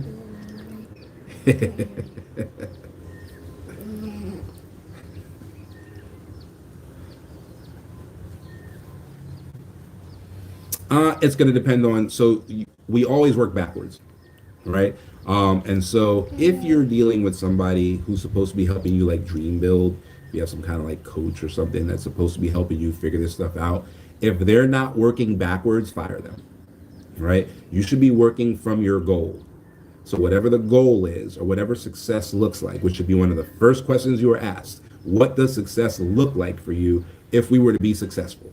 Right? What would your life look like? What would whatever look like? What would your family look like? What would your business look like? Like, what does success look like? Okay, cool. In order to achieve the thing that you just described, we need this, and they should be coming backwards to where you are now. And that is what's going to let you know what is necessary for you to move forward, right? So that's going to be the thing that gives you all the answers to those specific kind of questions. There's no way for anyone on the internet to answer that. So anyone who tries to, that's a red flag. Because I know nothing about you. I know nothing about your situation. I know nothing about how much money you have. I know nothing about whether you're a business owner or not a business owner. I know nothing about whether you're an entrepreneur or not, which is different than being a business owner, right? So, like, I know nothing about you at all. How could I possibly answer that, right? So, anyone who attempts to has no experience in the space. You gotta understand what it is your goals are, and then you can build a pathway to those goals, right? Think of it as taking a flight, right? You walk into an airport and you're like, okay, yeah, I'd like to buy a ticket. What are they gonna say? Which airline? Where are you going? What's your destination? Can't buy the ticket unless we know the destination, right? And so that's where you start.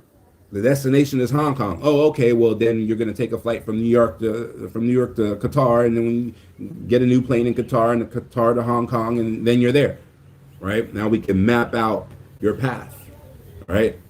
But if you don't know what the destination is, then we can't map out the path. So anybody sitting on the internet talking about they can tell you how to get where you want to go and don't know where you're going is full of it. So just use that critical, lens, like when you're dealing with people, and make sure you're dealing with the right professionals.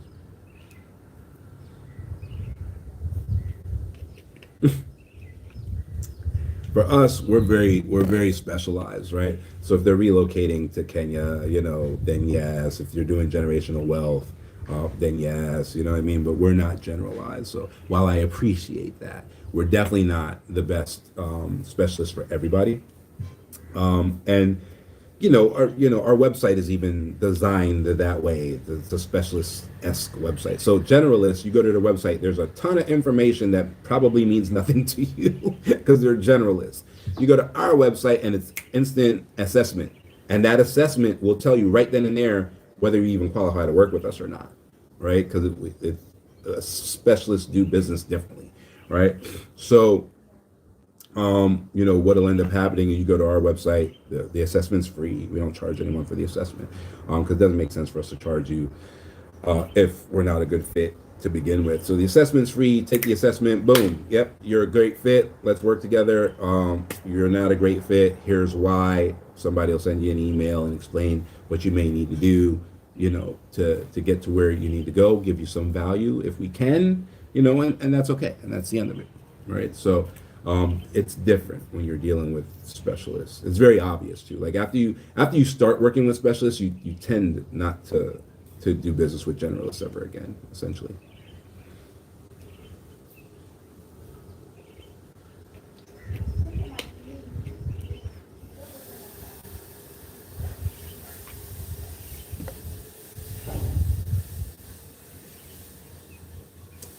How can you tell you're working with a specialist instead of a generalist? Well, number one is not better than the other. It depends on what it is you want done. So let's start there.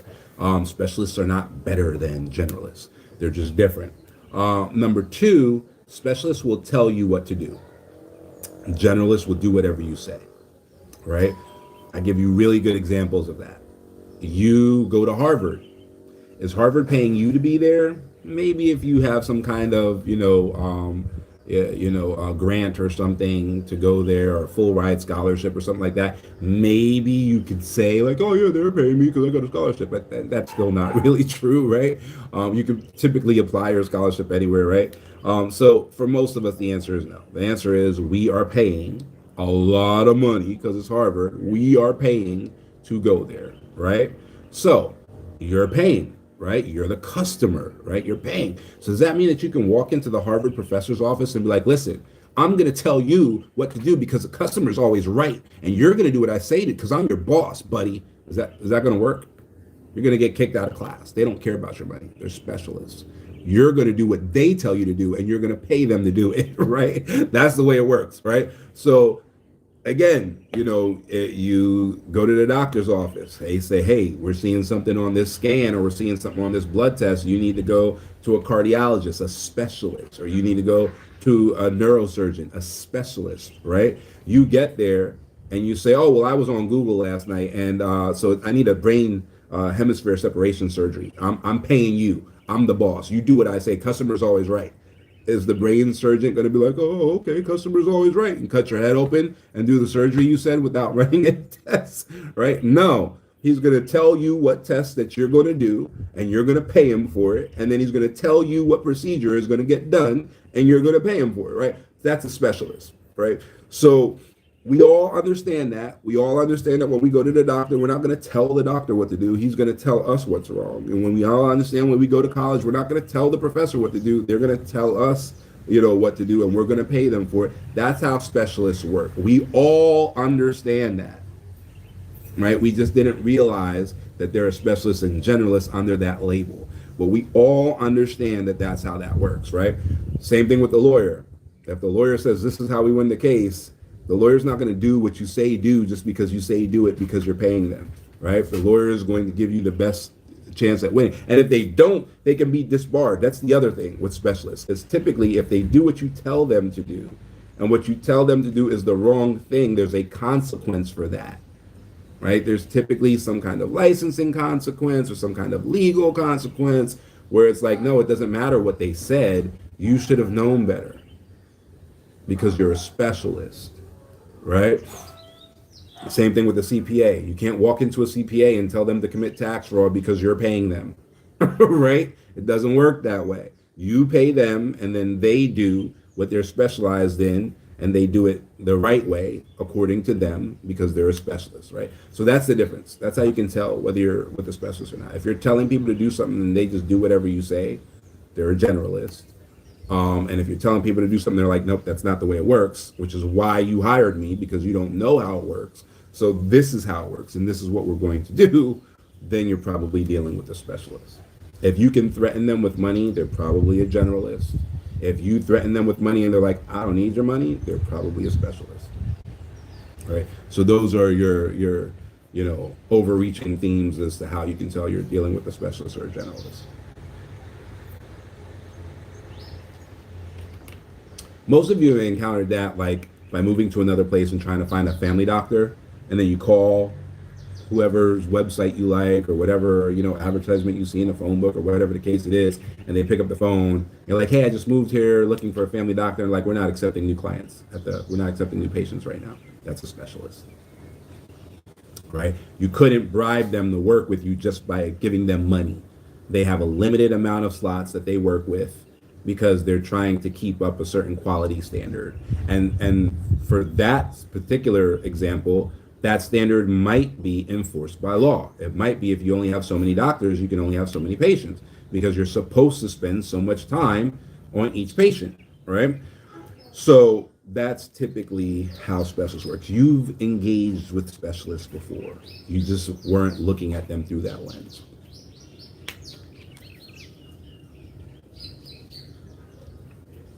Yeah, exactly. Yep. Well, right, and if you went to a place where they were supposed to be a doctor, but you met them in some back alley, and they're like, "What do you want? I'll do whatever you want." Like that would be shady, right? so that's why it goes into that whole, once you start working with specialists, you typically keep working with specialists in that field, right? So like you understand how doctors work. Doctors are specialists, medical doctors, right? Every time you're looking for medical stuff, you expect that specialist. You expect to engage as a specialist would engage. You don't expect someone to meet you around the corner and be like, "What do you want? What prescription do you want? What do you?" That would seem shady to you, right? That's generalist behavior. You don't expect generalist behavior because you've already engaged with a specialist when it comes to medical things, right? So it's just a matter of you didn't know the name of it, but yeah. Sometimes that's true. Yeah, sometimes that's true. Not everybody starts as a generalist and evolves into a specialist, but sometimes it's true. Like doctors don't start as generalists. Lawyers don't typically start as generalists. And generalists in the legal profession are looked down upon, right? So that like the ambulance chaser as a generalist to a certain extent, right? But they're looked down upon in fields that are dominated by specialists. However, it's not bad to be a generalist. If you sell shoes, it's probably not a bad idea to be a generalist, right? Right? So, like, there's only so many red bottoms. Not every shoe salesman can be a specialist, right? So it's probably a good idea to just generally sell shoes and not tell people what shoes they're going to buy and not diagnose them and solve their problem. Like, that's probably not a good idea if you're a shoe salesman, right? So it doesn't make it bad if you're a generalist. It's just a different way of engaging with clients, right? If you're a generalist, you typically don't even have clients. You typically have customers. So there's that. But it's just a different way of engaging with the general, public. And so specialists engage one way, generalists engage another way. Both are necessary. You need generalists. Generalists are great at certain things, right? You need them. So there's not one above the other. But when you're specializing something in your life, then you need a specialist, right? So if when you go to the doctor, you go to a cardiologist, you are specializing your heart health. You're doing something special for your heart health because you got a your, I don't know, your LCL is too high or something. I don't know, you know, HLC or whatever, right? And so now it's fine tuned, right? So that's when you go get a specialist. So obviously, if you're doing generational wealth, you're talking about a specialist. If you just do an estate plan, maybe you can do that with a generalist. There are generalist estate planners. You're not going to get specialized results that way, but if it's just an estate plan, then maybe you can go to an estate planning generalist, right? And so it's not one is better than the other. Same thing, in virtually every industry. There are specialists in every industry. There are generalists in every industry. And it's not always luxury. Specialists tend to be able to command a price premium, but luxury does not equal specialist. Let me just be clear about that, because some people, screw that up. You said there was a difference between a business owner and an entrepreneur. How? Okay, so if you look up the word entrepreneur, the definition of an entrepreneur is somebody who has an extraordinary financial risk involved in a business venture, right? A business owner is someone who owns a business. Okay, so let me give you an example of two people doing the exact same business in the exact same industry, obviously, if they're doing the exact same business, that one of them is an entrepreneur and one of them is a business owner, right? Guy number one. All right, and these people are going to be related in this example so that you really, really get it. Guy number one, okay, I don't know, let's say he works on a trash truck or something, I don't know. He works a job that he really doesn't enjoy. He saves up all the money he can and decides to open a bakery. He has all these really great recipes from the old world, wherever the old world might be. He makes these great little pies, croissants, whatever. He's going to open this bakery. He's going to take a shot. He mortgages his house. He sells everything he owns. Now he has an extraordinary financial risk in this bakery. If the bakery fails, he's homeless.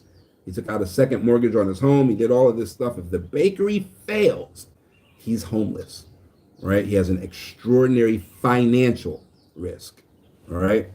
Go look up the definition. Financial is part of it. Can't just be an extraordinary risk, an extraordinary financial risk in this venture. He is an entrepreneur. If the venture fails, he's homeless. Okay? Now, the venture succeeded. He made a bunch of money over the years, right? He took his kids, he sent them to Harvard. He sent them to Yale. He sent them to Oxford, right? They're doctors, they're lawyers, they're whatever, right? They now maybe work a job, or maybe they own their own practice. Maybe they're a lawyer that owns their own law firm, or maybe they work at a prestigious law firm, right? But they make $250,000 a year. The doctor, is a specialist. He's a heart surgeon, whatever. He makes $500,000 a year, okay? So now that's where the kids are. The dad, who was an entrepreneur, created that for the kids. Now dad dies. The kids inherit the bakery. Now, if the bakery fails, it changes nothing in the life of the kids. Absolutely nothing. They don't even work at the bakery. They hire a CEO or a manager to run the bakery because they make $500,000 as a heart surgeon and $250,000 as a lawyer. They're business owners. They own a business. If the business fails, there's no extraordinary financial risk. They don't even care. They still make $500,000 a year. They could care less, right? They're just business owners, right? Now, doesn't make the business owner beneath the entrepreneur or the entrepreneur beneath the business owners. They're just different, right? So you actually don't want generations of entrepreneurs. You want to be an entrepreneur, maybe, right? If you can help that, great, right? But if you can't, maybe you risk everything and you're an entrepreneur, and then in your generational wealth, everybody after you is a business owner. If the business goes belly up, whatever, they start another one. Not, I live in a cardboard box for the next 5 years and got to restart my life, right? That's an entrepreneur. So if your business failing wouldn't ruin you financially, you are not an entrepreneur. right? Just definitively, right? So that's the difference.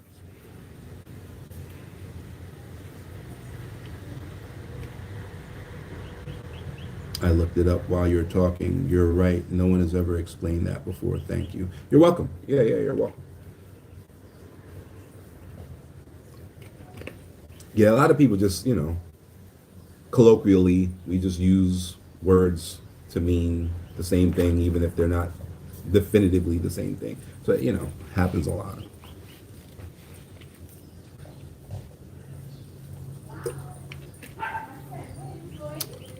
What? I don't know what that means.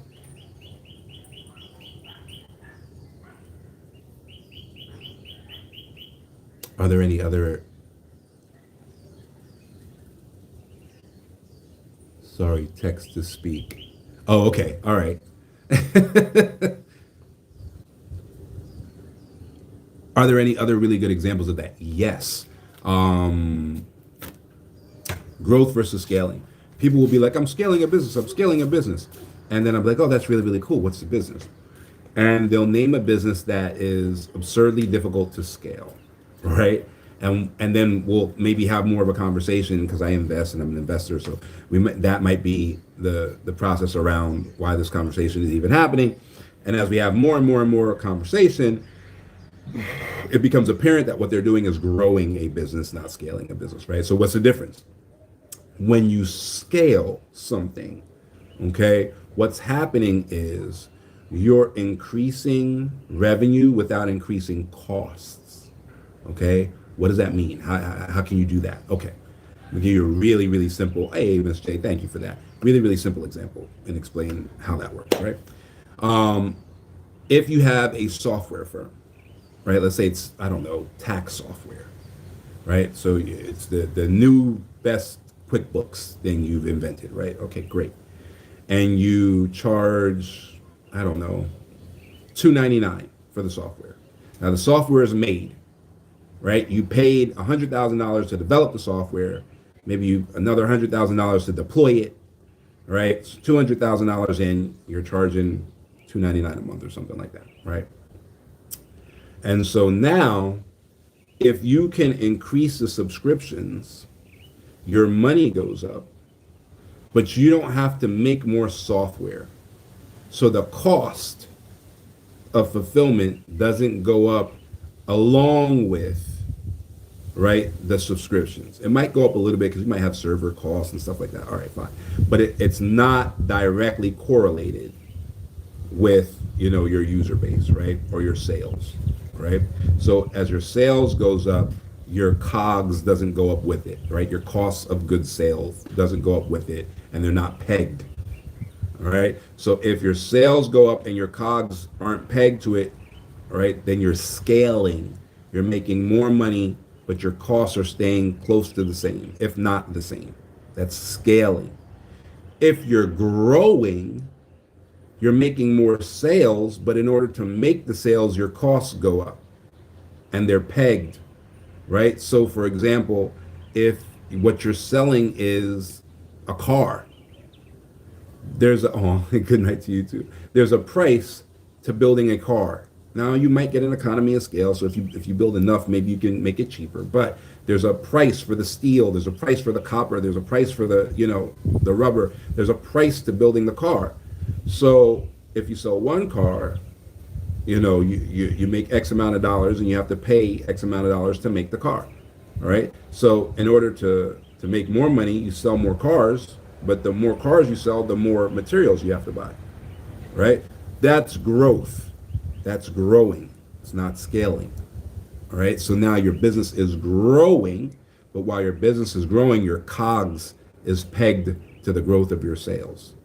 Right. So the more you grow, the more it costs to grow, because you have a physical product that uses, physical materials, and you have to buy those materials to make the product, right? That's why a lot of VCs only invest in tech, because tech can scale. Once you build the technology, you don't have to build it again, and you can just keep charging more, just keep getting more clients. So you can scale the business, right? Where the cost of, the goods sold, your COGS, stays relatively the same, or at least its growth isn't one for one pegged with your sales, right? So your COGS might be growing, but it's growing like this relative to your sales, right? So you're scaling, right? If you have to sell a hamburger and a burger costs 50 cents and you sell it for $1.50, right?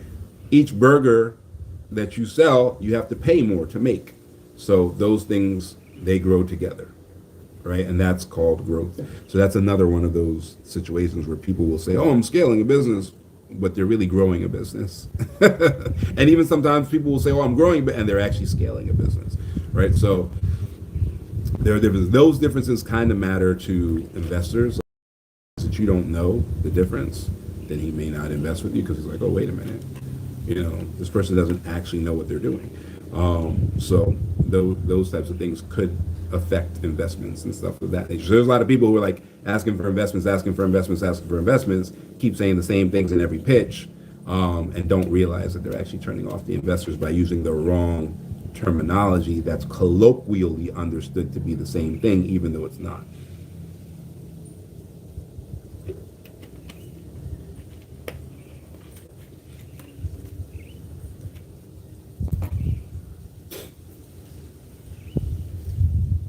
Right. Yeah. Well, you could see it that way, right? So like you could see it like, well, if everybody understands what I'm saying, then it's all good, right?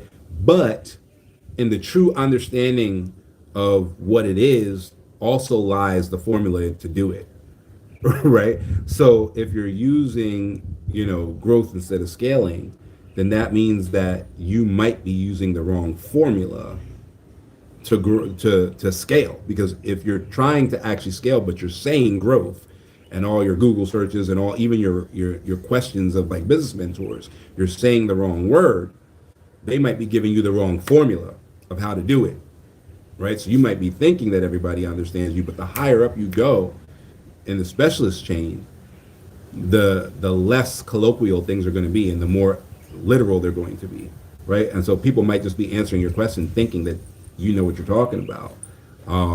And because you're using the wrong terminology, you're actually getting the wrong answers, especially in this chat GPT world. I've found that actually the hallucinations that happen from most of AI is because people don't use industry terminology. So you're asking questions to AI about something obviously you don't know about, or else why are you asking AI, right? So you're trying to gain an understanding by asking AI, but within that industry, there's industry specific definitions. So no matter how you ask the question, it's coming back with the wrong answer because you don't actually know the industry, and people are trying to become, AI experts, experts in industry via AI, thinking that AI will just tell them, and they don't even know how to ask the right question. And so that's where the hallucinations come from.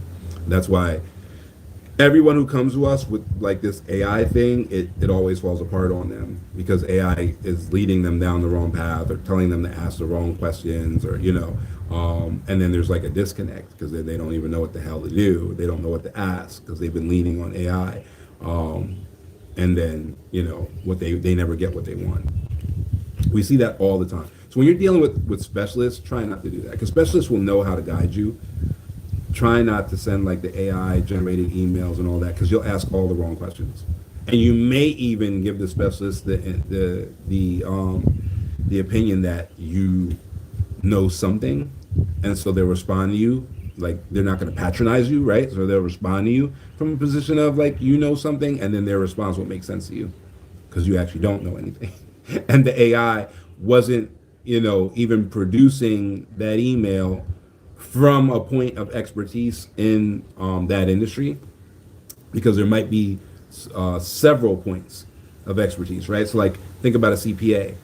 There might be a CPA who's really good at tax returns. There might be a CPA who's really good at tax planning. There might be a CPA who's really good at doing arm's length deal avoidance. There might be a CPA who's really good at international taxes.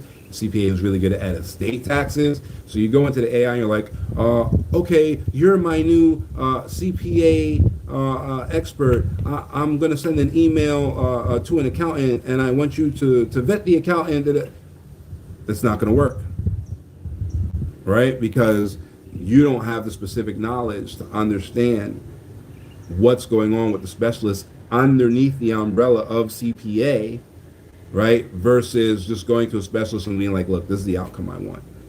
What does that look like to you? Because a specialist is never going to just onboard you for the sake of onboarding you, right? If you have the ability to onboard without speaking to the specialist, you're not dealing with a specialist, right? You go to our website, there is no way to pay us without speaking to one of us, right? Because we don't care about the money first, we care about the outcome first. And then there's a certain amount of money that's required to achieve the outcome, right? That's how specialists operate. So if you can go to their website and just pay them and never speak to them, they're not specialists, right? So the specialist is already designed, like their system is already designed to take you from whatever level you are to where you need to be to gain, whatever it is that you want to gain. And typically a specialist, there's accountability built into their specialization. So if they cannot perform for you, they will not take that business, right? Because there's an accountability for that, right? Like lawyers get disbarred, right? If they take your case and they can't defend you, they can lose their law license, right? Same thing with like a doctor. If a doctor does a surgery on you that they're not qualified to do, it's called malpractice, right? They can lose their medical license, right? So typically when you're dealing with a specialist, there's accountability built in, right? When you're dealing with some internet coach, there isn't. So they'll just take your money. You go to their website, there's 30,000 ebooks and whatever that you can just buy and keep it moving, because all they care about is the money. When you're dealing with a specialist, there will be no way to pay them without talking to them. No way at all, right?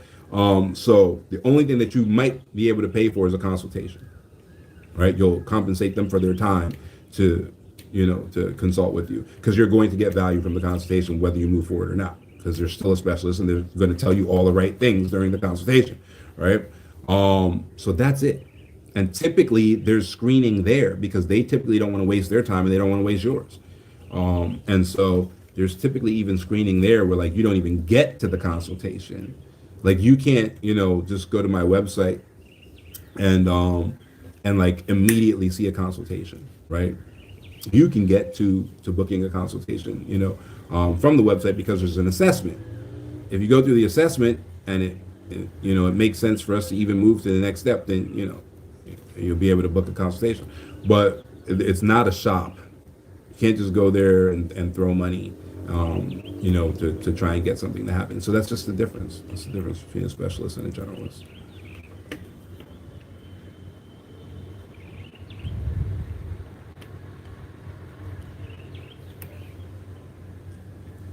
Yeah. No, I'm happy it makes sense. Means that you're probably in the right mindset. Generalist clients, there is a different target. You can be in the exact same field, and a generalist is typically going to be looking for price clients. Price clients only care about price. So if your biggest concern is how much does something cost, you're probably a generalist client. Specialist clients typically care about outcome, which another word for that, if it's a transaction, is value, right? So typically your specialist client is a value buyer, is what it's called, right? So that they're looking at what they're getting for the price versus who has the lowest price, right? And so typically specialists, their clients are going to be value buyers, and then typically generalists, their clients are going to be like bargain buyers, essentially, right? And so there's going to be different outcomes there. You're going to get what you pay for, right? So there's going to be different outcomes there, and there's even going to be different levels of like service availability, right? So like your specialist is typically going to be with you until you gain your final outcome, right? So like our firm, we relocate somebody, we're with them for 7 years, right? We're with them until they gain either dual citizenship or permanent residence. Like we're with them for the long haul because we're a specialist firm. Whereas your relocation coach might get you over here and then that's it, she's gone or he's gone and you never see him again, right? So there's going to be different levels of service available depending on whether you're dealing with like a generalist or a specialist as well.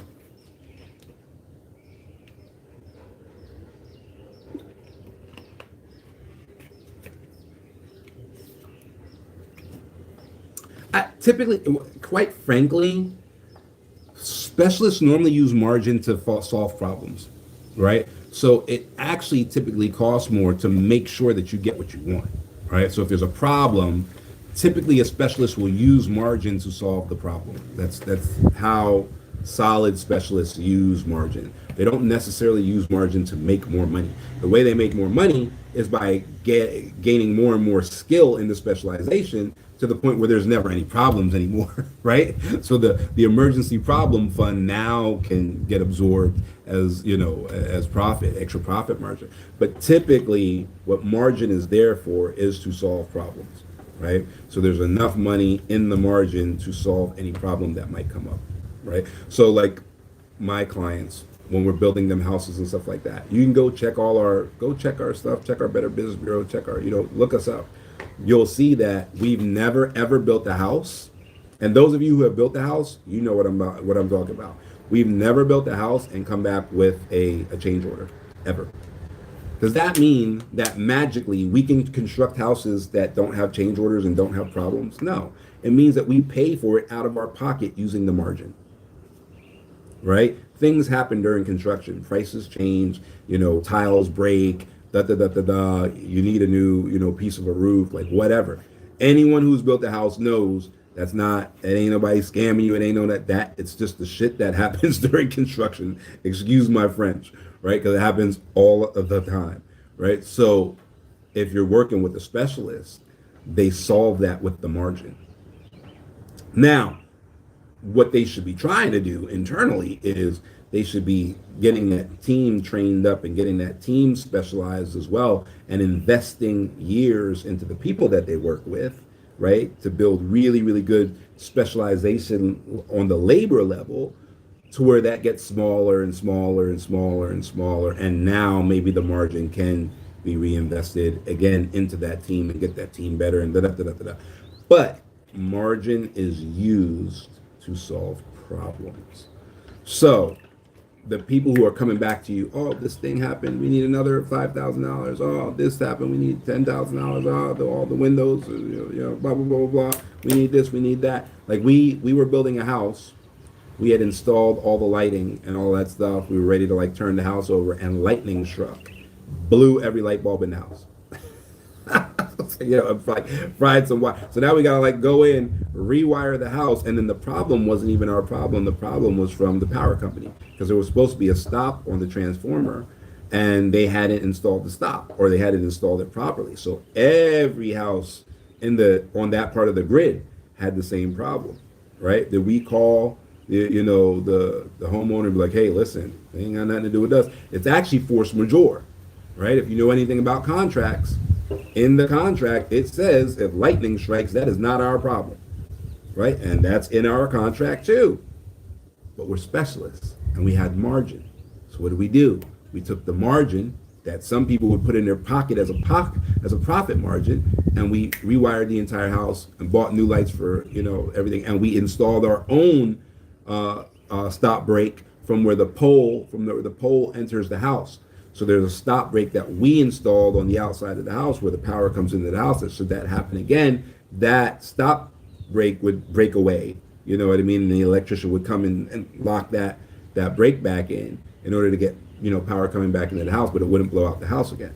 So everybody else in the community is still at risk, but our client is not.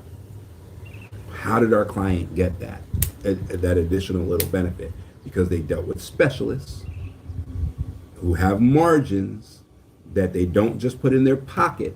They use their margins to solve problems. Now, all the other people in the neighborhood who went there with the cheapest person and are price buyers, every time lightning strikes their houses, every light bulb in their house, the Xbox, the TV, everything gets burnt out because that particular transformer isn't set up right. And this is not America. Good luck suing the government, right? So that's the difference. And people get used to that. Like people who deal with specialists, they get used to that difference, and they can't even stomach a generalist anymore because they don't expect to hear about any problems. After they've started working with specialists, they expect the problems to be taken care of. They get real snooty about it. Like, I paid you a premium. The problems should be taken care of. That's it, right? And so it's just a different level, of service provider, and it leads to a different level of client. And typically those clients, I like them better. I guess there's no objectively better client, but I like them better because those clients will typically, you know, they understand what it is to work with a specialist. They'll pay the specialist, and they typically have nothing to worry about, and rightfully so, because the specialist is going to take care of everything, right? So like we've done so many deals where like our clients paid us and had never even been in the country. Like they just wire us the money, and they're like, and typically clients that are operating on that level are they're in a situation where, like if you screw them, they have the resources to come for you, right? So they're just not worried about it, right? Whereas when you're a generalist and you deal with a client, that's a price client, they will call you every single day, 3 times a day, to figure out where their lifeblood went, right? Because it goes back to that mentality of how they make money. They convert hours of their life into money, right? So now that money that they've paid you, it's a year, 2 years of their life, that they've given you, and it's like stressing them out, right? So, and like I said, I've been there. You know what I mean? I used to convert, hours of my life for money and all of that. I've been through that whole gambit of homelessness, all of that, right? So I get it, but when you're making big international moves, you don't want to be in that mindset. It's just not going to work out well for you, because there's plenty of things that can be left to the wayside, right? There's plenty, like we didn't have to, rewire that house that way and then create a stopgap so that it never happens again and all of that stuff. You're talking about, $10,000 of extra work that we were not contractually obligated to perform. You know what I mean? But it just makes more sense. That person sent us 5, 6 other clients, and of the 5 or 6 other clients, 3 of them spent more money than them, right? So it's one of those things where, just doing good business and doing specialist level business is going to begot more good business and more good clients. Most people hang out with people like them. So, you do the right thing for the people who are your target people, and they'll bring you more target people, essentially. So it's, it's self-fulfilling for everybody. You get more than what you paid for, essentially, and we get more, good clients, by our standards. So that's the way it works.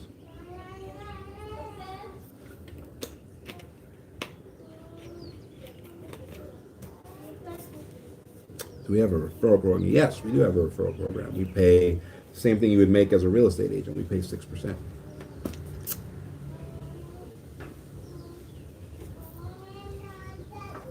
Yeah, no, it's really, really good. We used to have this kid who was going to school at Harvard, and he would send us like 10 people a year, and we'd build houses for those 10 people a year. So 10 people a year ended up being like $130,000 a year.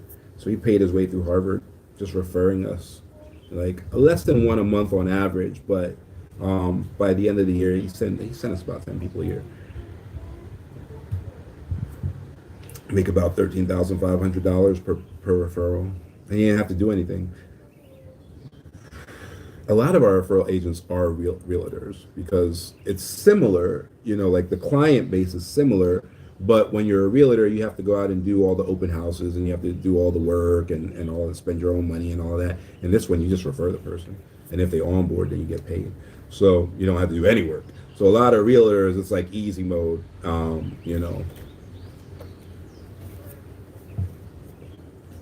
But yeah, we do have a referral program.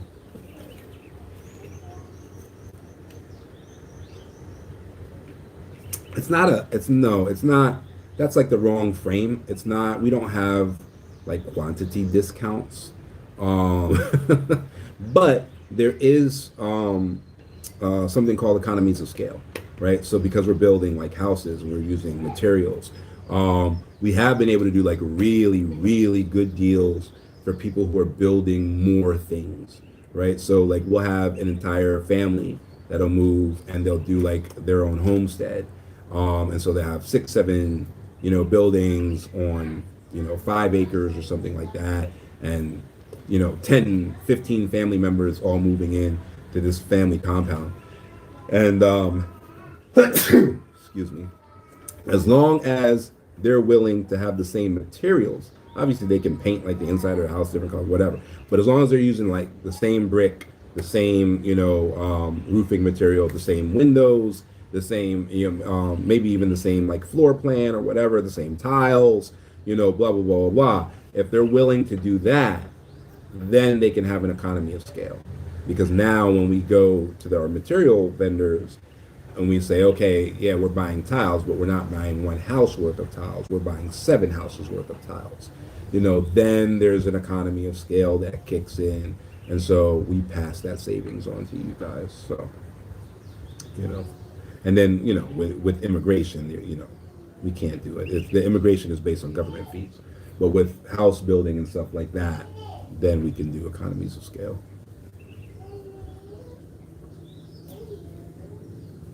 Yeah, no, you're welcome. Thanks for the question.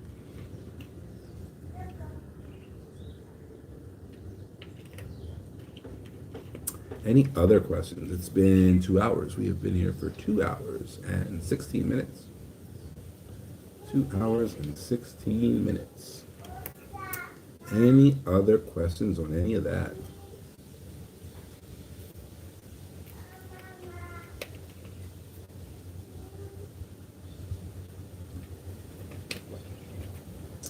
Thank you for the likes.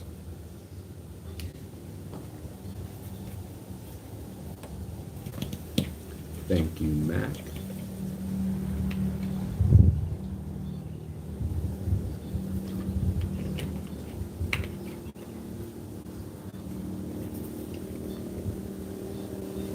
No, that's a TikTok thing. The likes are coming from TikTok.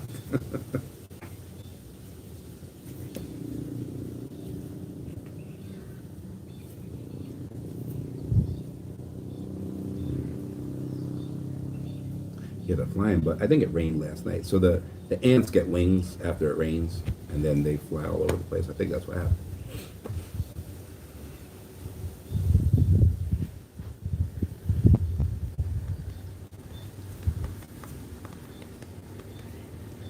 All right.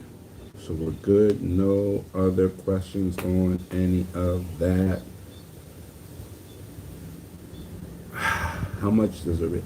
I have no idea. It depends on how you're trying to relocate. You're talking about how much like immigration costs? Is that what you're asking? Because that's based on government fees. I can tell you how much that costs. But your relocation, it depends on where you're coming from, what you want. When you relocate. So that I can't answer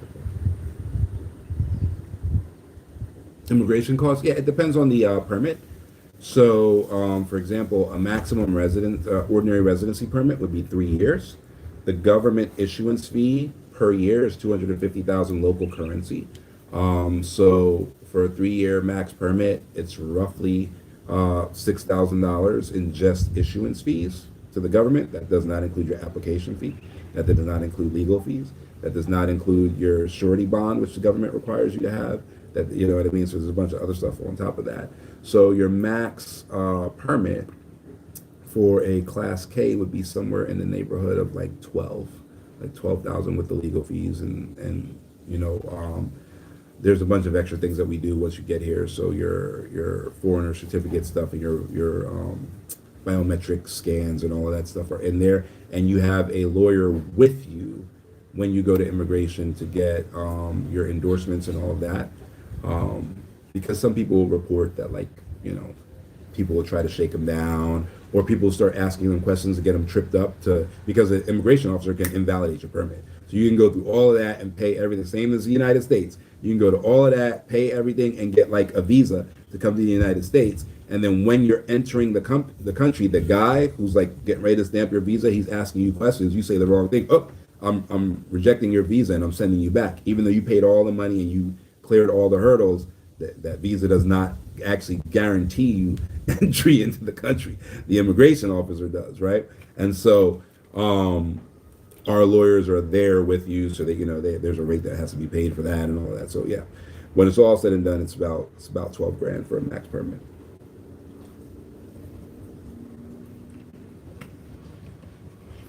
Digital nomad's cheaper. So digital nomad is like 8,500.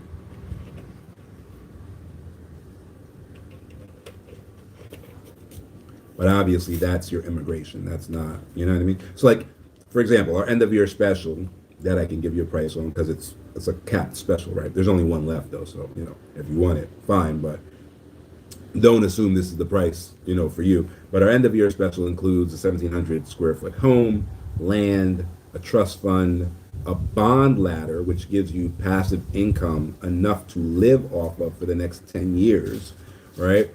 So you have passive income from day one, and then your immigration is also included in that, right? So that $12,000 rate is also included in all of that. It's only $185,000. So think about that for a minute. It's $185,000. You don't have to work for the next 10 years. You own your home. You don't have a water bill. You don't have a sewage bill. You might have an electric bill unless you upgrade to solar, right? So your only bill is your electric and your internet, right? Because you have a well, so you don't have a water bill. You have a biodigester, so you don't even have a septic tank. You don't even have to pump it out, right? You have no sewage bill, no septic tank bill. You got a grease trap that we installed to help save the biodigester, and all of that.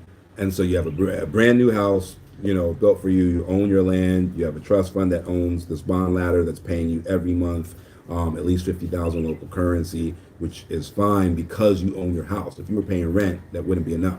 But because you own your house, so you're literally set. You can literally quit your job and not have to work again for the next 10 years and live in your new house and be set, you know what I mean, off of that $185,000, right? Not so expensive anymore when you're thinking about like, oh, wait a minute, I pay $185,000, I can retire, right? Most people, can pull that out of a retirement account, right? Most people can pull that out of a 401k and be like, wait a minute, I'm getting these payments at greater than 10%, right? Because we target our basement, right? Our bottom level of return on investment is 10%. None of our clients make that. All of them make, somewhere between 13.5 and 16.5% total ROI on those bond ladders. So if the penalty for removing the money from the like the 401k is 10% in the next tax year, and of course you can always negotiate with the IRS and break that penalty up, whatever. So if the penalty is 10% due in the next tax year, and you're making 13%, for the next 10 years, right? Then the penalty is paid. You know what I mean? Like, so it's not even a big deal for most of the people who do that. So when you look at it overall, we're now put in a position where you don't even necessarily have to work. Most people still do something, but you don't have to necessarily do anything, and you're good for at least the next 10 years. The 10-year thing is also a base level situation, right? So most of our folks have 15 to 20 years, right? They have, we exceed the target, right? So they have more ROI, we exceed that target, and they have more years, we exceed that target. So now you're talking about folks that have 15 years where they don't necessarily need to, make any active income because they have all this passive income paying them. And then on this side of things, that passive income is tax exempt, right? Because of the way that we structure it within the trust, right? So that passive income gets distributed to them completely tax-free. Yes, Marcel? So yeah, so that's what you can look at as far as like your value that you gain versus your price, right? Oh yeah, I mean, we have plenty of people that don't pull it out of, or we have some people that structure it around their leverage, and then they make a good faith attempt to pay back that leverage over time, back home where they took that leverage from. But if they can't pay it back, then their attorneys back home guide them through the bankruptcy process. You know what I mean? And that's it. So they still have their entire life here. They still have the passive income. They still have all of that stuff. And then they discharge the debt back home. So essentially they get it for free because the consequences of that discharge don't affect you here. Your American credit score does not affect your credit in Kenya, right? So, and then by the time they qualify for dual citizenship, that's 7 years down the road, right? So, depending on which chapter of bankruptcy they filed, it takes 7 years to fall off the credit report, right? So by the time they get that second citizenship, their, you know, their credit is back to where it was, or even better, because they haven't touched it in 7 years, and now that bankruptcy has fallen off.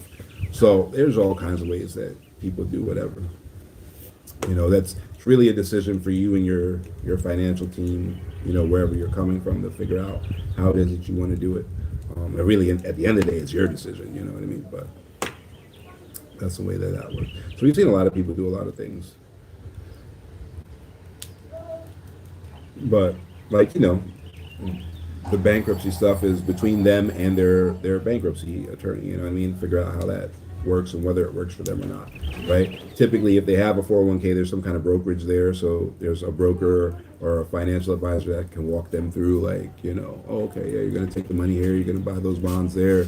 The bonds are like, we had a bond last February that a lot of people just leaned into that bond because the bond was 18.4607%, right? 18, right? What's the penalty on the 401k? 10%.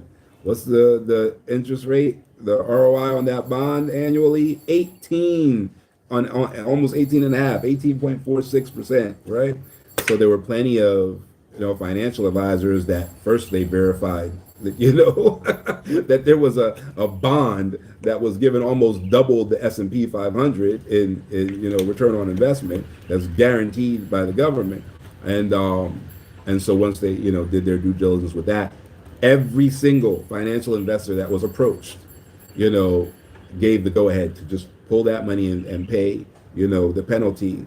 And then those people didn't necessarily do a ladder. Most of them did a ladder as well, but a lot of them put a ton of money in that one bond instead of laddering the 6 bonds to get the money every month, right? So that bond pays out every 6 months. You do the ladder so you get paid every month. So a lot of them, they still did the other ones and got like smaller checks for those other months, but they put a ton of money in that big one so that they could get that 18% ROI, and then just pay back the government whatever the penalty was, and that's it. So a lot of those guys have paid back that penalty, or they're in the process of paying back that penalty this year, because that was last year. But nobody has been like, oh no, we weren't able to get the money to pay it back. Like, everybody has the penalty money together to go ahead and pay the IRS this year. So it's just one of those things where you got to get with your financial people to see if it makes sense for you, and if it does, then you go from there.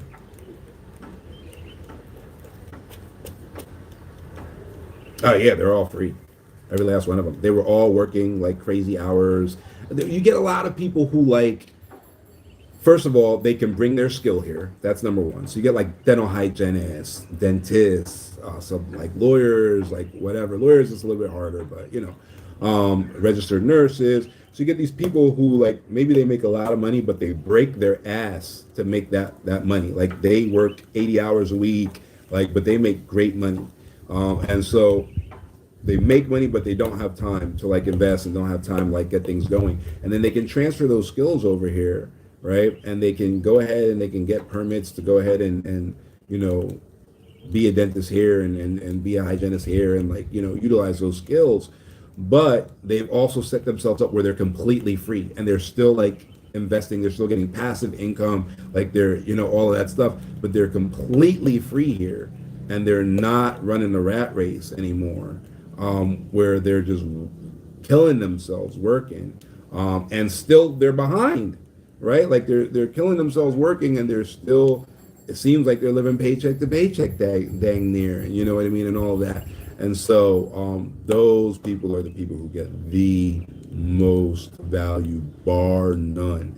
They typically end up going back and like reinvesting in like the US or the UK or whatever with money they've made from here. Like, we have plenty of clients that bought apartment blocks in America from the money that they ended up making in Africa, right? And so it's just about getting the monkey off your back. It's just about putting yourself in a position where the money doesn't matter anymore, and you can grow money in a relaxed state right? And you can then, weigh your options from that position, versus the position of hecticness where you're, running back and forth like a chicken with your head cut off, and at the same time being expected to make good investment choices, right? So those are typically the people who benefit the most. And then you have your people who like really care about their family. Those people don't relocate per se, but the people who like really care about their family and they do the generational wealth trust. Generational wealth planning doesn't necessarily benefit you, right? It's you planting a tree, the shade of which you'll never sit in, right? So the generational wealth people are like, they really care about family and they're like really setting something up for the next generation that may not have a direct impact on them. It definitely won't have an immediate impact on them. The ones that do get a bit of a benefit out of it is like by the time they're old and need help, the generational wealth trust has, significant, funds in there from the compounding. And then the trust can like help them in their latter years and still be able to do something for the grandkids or the kids or the whatever, right? So those are the people that get like some semblance of benefit from it. But the generational wealth people, they're really just trying to buy their kids or their grandkids a serious future. And it typically does not benefit them. So only the people who like love their kids in the most unconditional way approach that. And it's no knock on other people. The majority of people, they're in the rat race, you know what I mean? And they're not trying to sacrifice for their kids to have a better future. And that doesn't mean that they love their kids less. It just means that their priorities are different. Well, I suppose their priorities are different. Maybe it does mean that, but it doesn't mean that they're wrong for having different priorities. That's just the way that they choose to live their life. But the folks that are like, I will sacrifice anything, for my kids' future and all that. Those are the ones that typically do that, and it doesn't have a positive impact on them at all. So that's, a specific type of client. Luckily, though, those clients, there's more and more of them. I guess what people are going through now, especially like in the United States, what people are dealing with, where they have, even six-figure jobs and like can't afford like a place to live in the place that has the six-figure job, right? So like if you have that kick-ass job, you're probably in Seattle, you're probably in LA, you're probably in New York City, you're probably in DC, there are certain cities that have those opportunities. So now housing in those cities compared to those opportunities, it's like, what the hell? So you're living an hour away, an hour and a half away, just to be able to afford somewhere to live. And like they see it, like they see what's going on. And for them, they're like, you know what? Let us put a little something in this, because you only have to make one payment anyway, right? You only need to put like one chunk of money into, a generational wealth trust, and then let that chunk of money compound. You never have to make another payment, right? So a lot of them are just, what matters is how much that initial amount is. The more the initial capital is, the better the compounding is going to go. So, and then some people, they'll even do, like the bond ladders, and have the bond ladders actually pay in monthly into the generational wealth trust with that. That makes the compounding go through the roof. Like those people, they get results in like 15, 20 years because, that compounding is being supercharged by the bond. But there's a lot of people that'll just do one payment. They'll take one tax return, $3,000, throw it in the trust, never touch it again, right? And in 60 years, there's almost $1 million in there, right? Just off of that one payment, right? So it just depends on what, people are looking for. But obviously 60 years later, that ain't benefiting them. They're probably not even going to be there, which is why you use the trust. It's why you don't do it in like a bank account that's going to go into probate, right? So it's just a mindset. It's a mindset thing. But don't think that the generational wealth stuff is going to benefit you. It's not meant to make you rich. It's meant to create the generational wealth for the next generations, right? Your personal wealth plan is different than your generational wealth plan. They shouldn't be connected in any way, shape, or form. That's a recipe for failure if you connect them.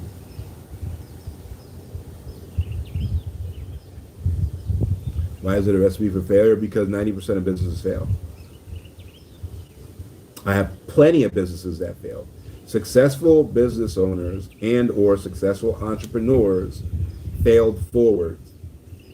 So they have plenty of failed businesses in their wake, right? So if your plan is I'm going to make a ton of money and then leave that money as generational wealth,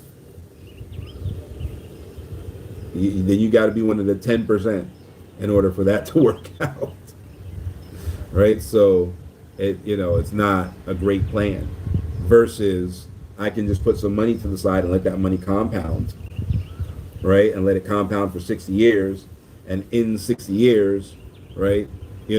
So if you're looking at it, right? So let's say you're, I don't know, if you're looking at 10%, right? Which is possible here, right? So, we have a bunch of bonds that are above 10%, right? Let's say we're looking at 10%. Every 10 years, if you're looking at, 10% and you're compounding, every 10 years, that money would double what? Yeah, that money would double before every 10 years, right? So now, every time it doubles, you get this huge jump in your compounding, right? And every year you're getting that 10%, 10%, right? So 10 times 10 is what? 10 sets of 10 is 100, right? 10%, 10 times is 100%, right? So that's why every 10 years it's doubling for you. And it doesn't matter what the number is. Every 10 years, that number doubles and doubles and doubles. So 60 years down the road, the number has doubled 6 times, right? So the first time it doubled what? 3 became 6. And then what happened? 6 became 12. And then what happened? 12 became 24. And then what happened? 24 became 48. And then what happened? 48 became, right? You see how that's, working? So that's why the compounding is the easy part. If you just threw some money there and you didn't touch it, right? In a worst case scenario situation, that $3,000 became over 6 figures in 6 years when it's the grandkids' time. But here's the difference now. What ends up happening is you get a drip, right? So let's say you have that bond ladder going. So there's payments coming in.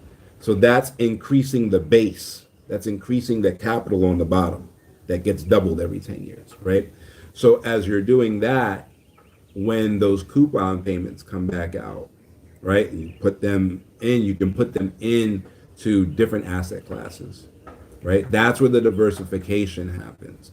After you already have your base of passive,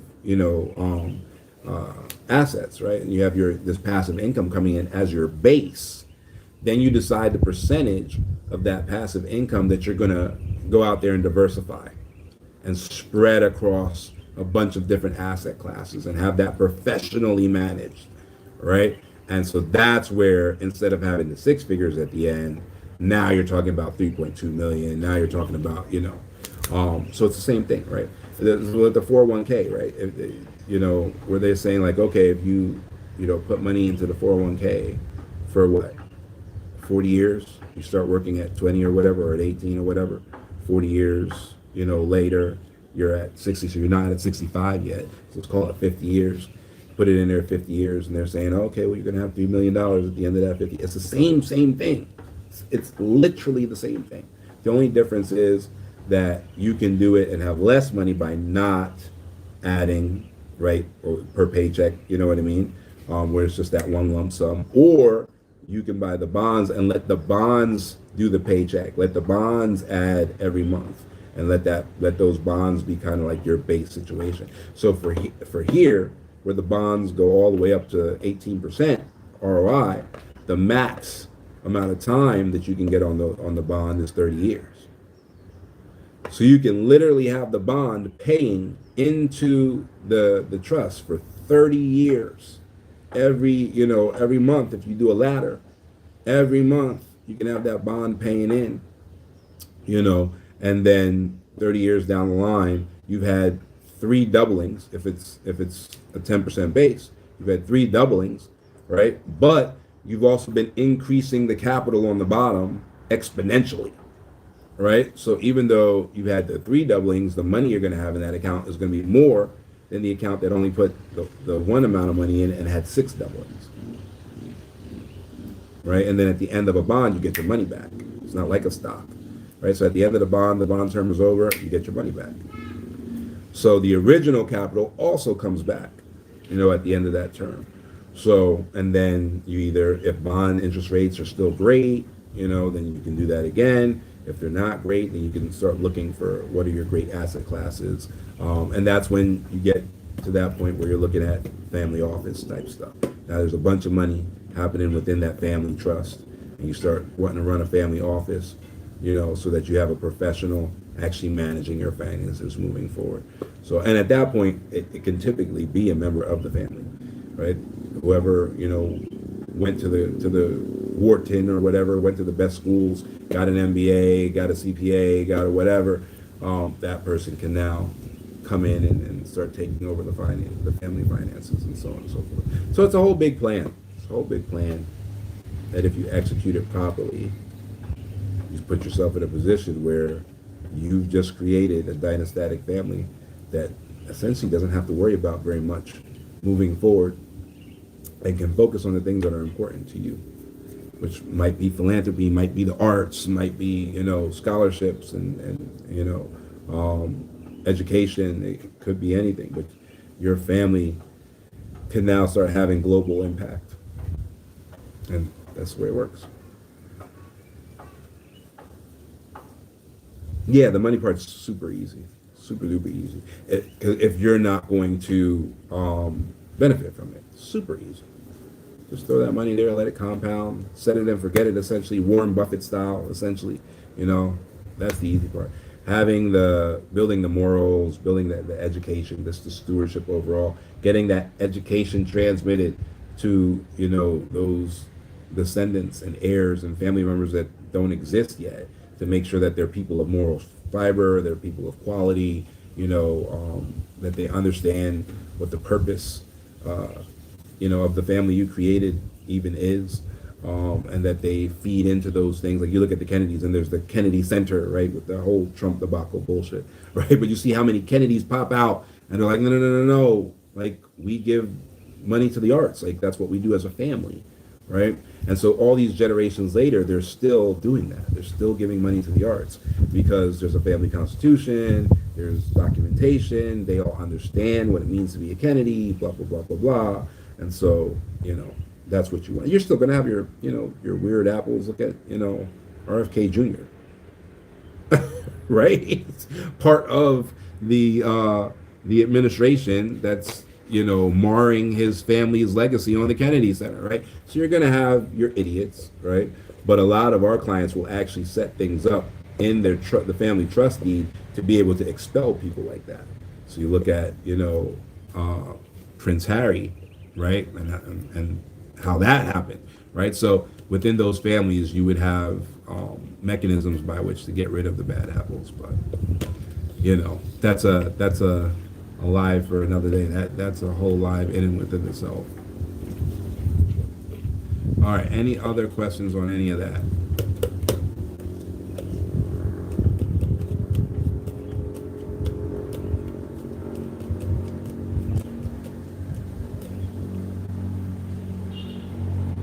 We have been here for 2 hours and 45 minutes. We are going on 3 hours.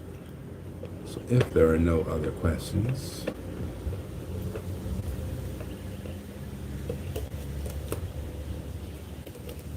I don't work on weekends, so I'm not going to work, but I am going to take my son to the beach. So if there are no other questions, I am done.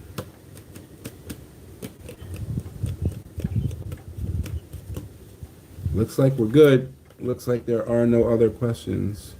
So, Freedom family, thanks for coming out here and hanging out with Diaspora Freedom Initiative. Thanks for your questions. You guys had really great questions today.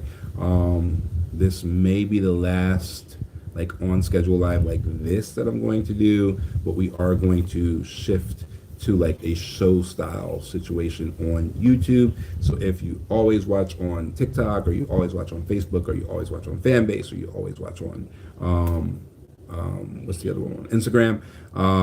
Then you want to make sure that you're subscribed into the YouTube, because that's where most everything is going to start happening at. So make sure that you find that. I think the YouTube thing will simulcast on Fanbase.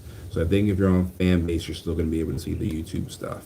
But yeah, make sure that you're tied in so that you can, see us. And the episodes are going to break down very specific things. So you're going to be able to be like, all right, ordinary residency permit, 30 minutes of that.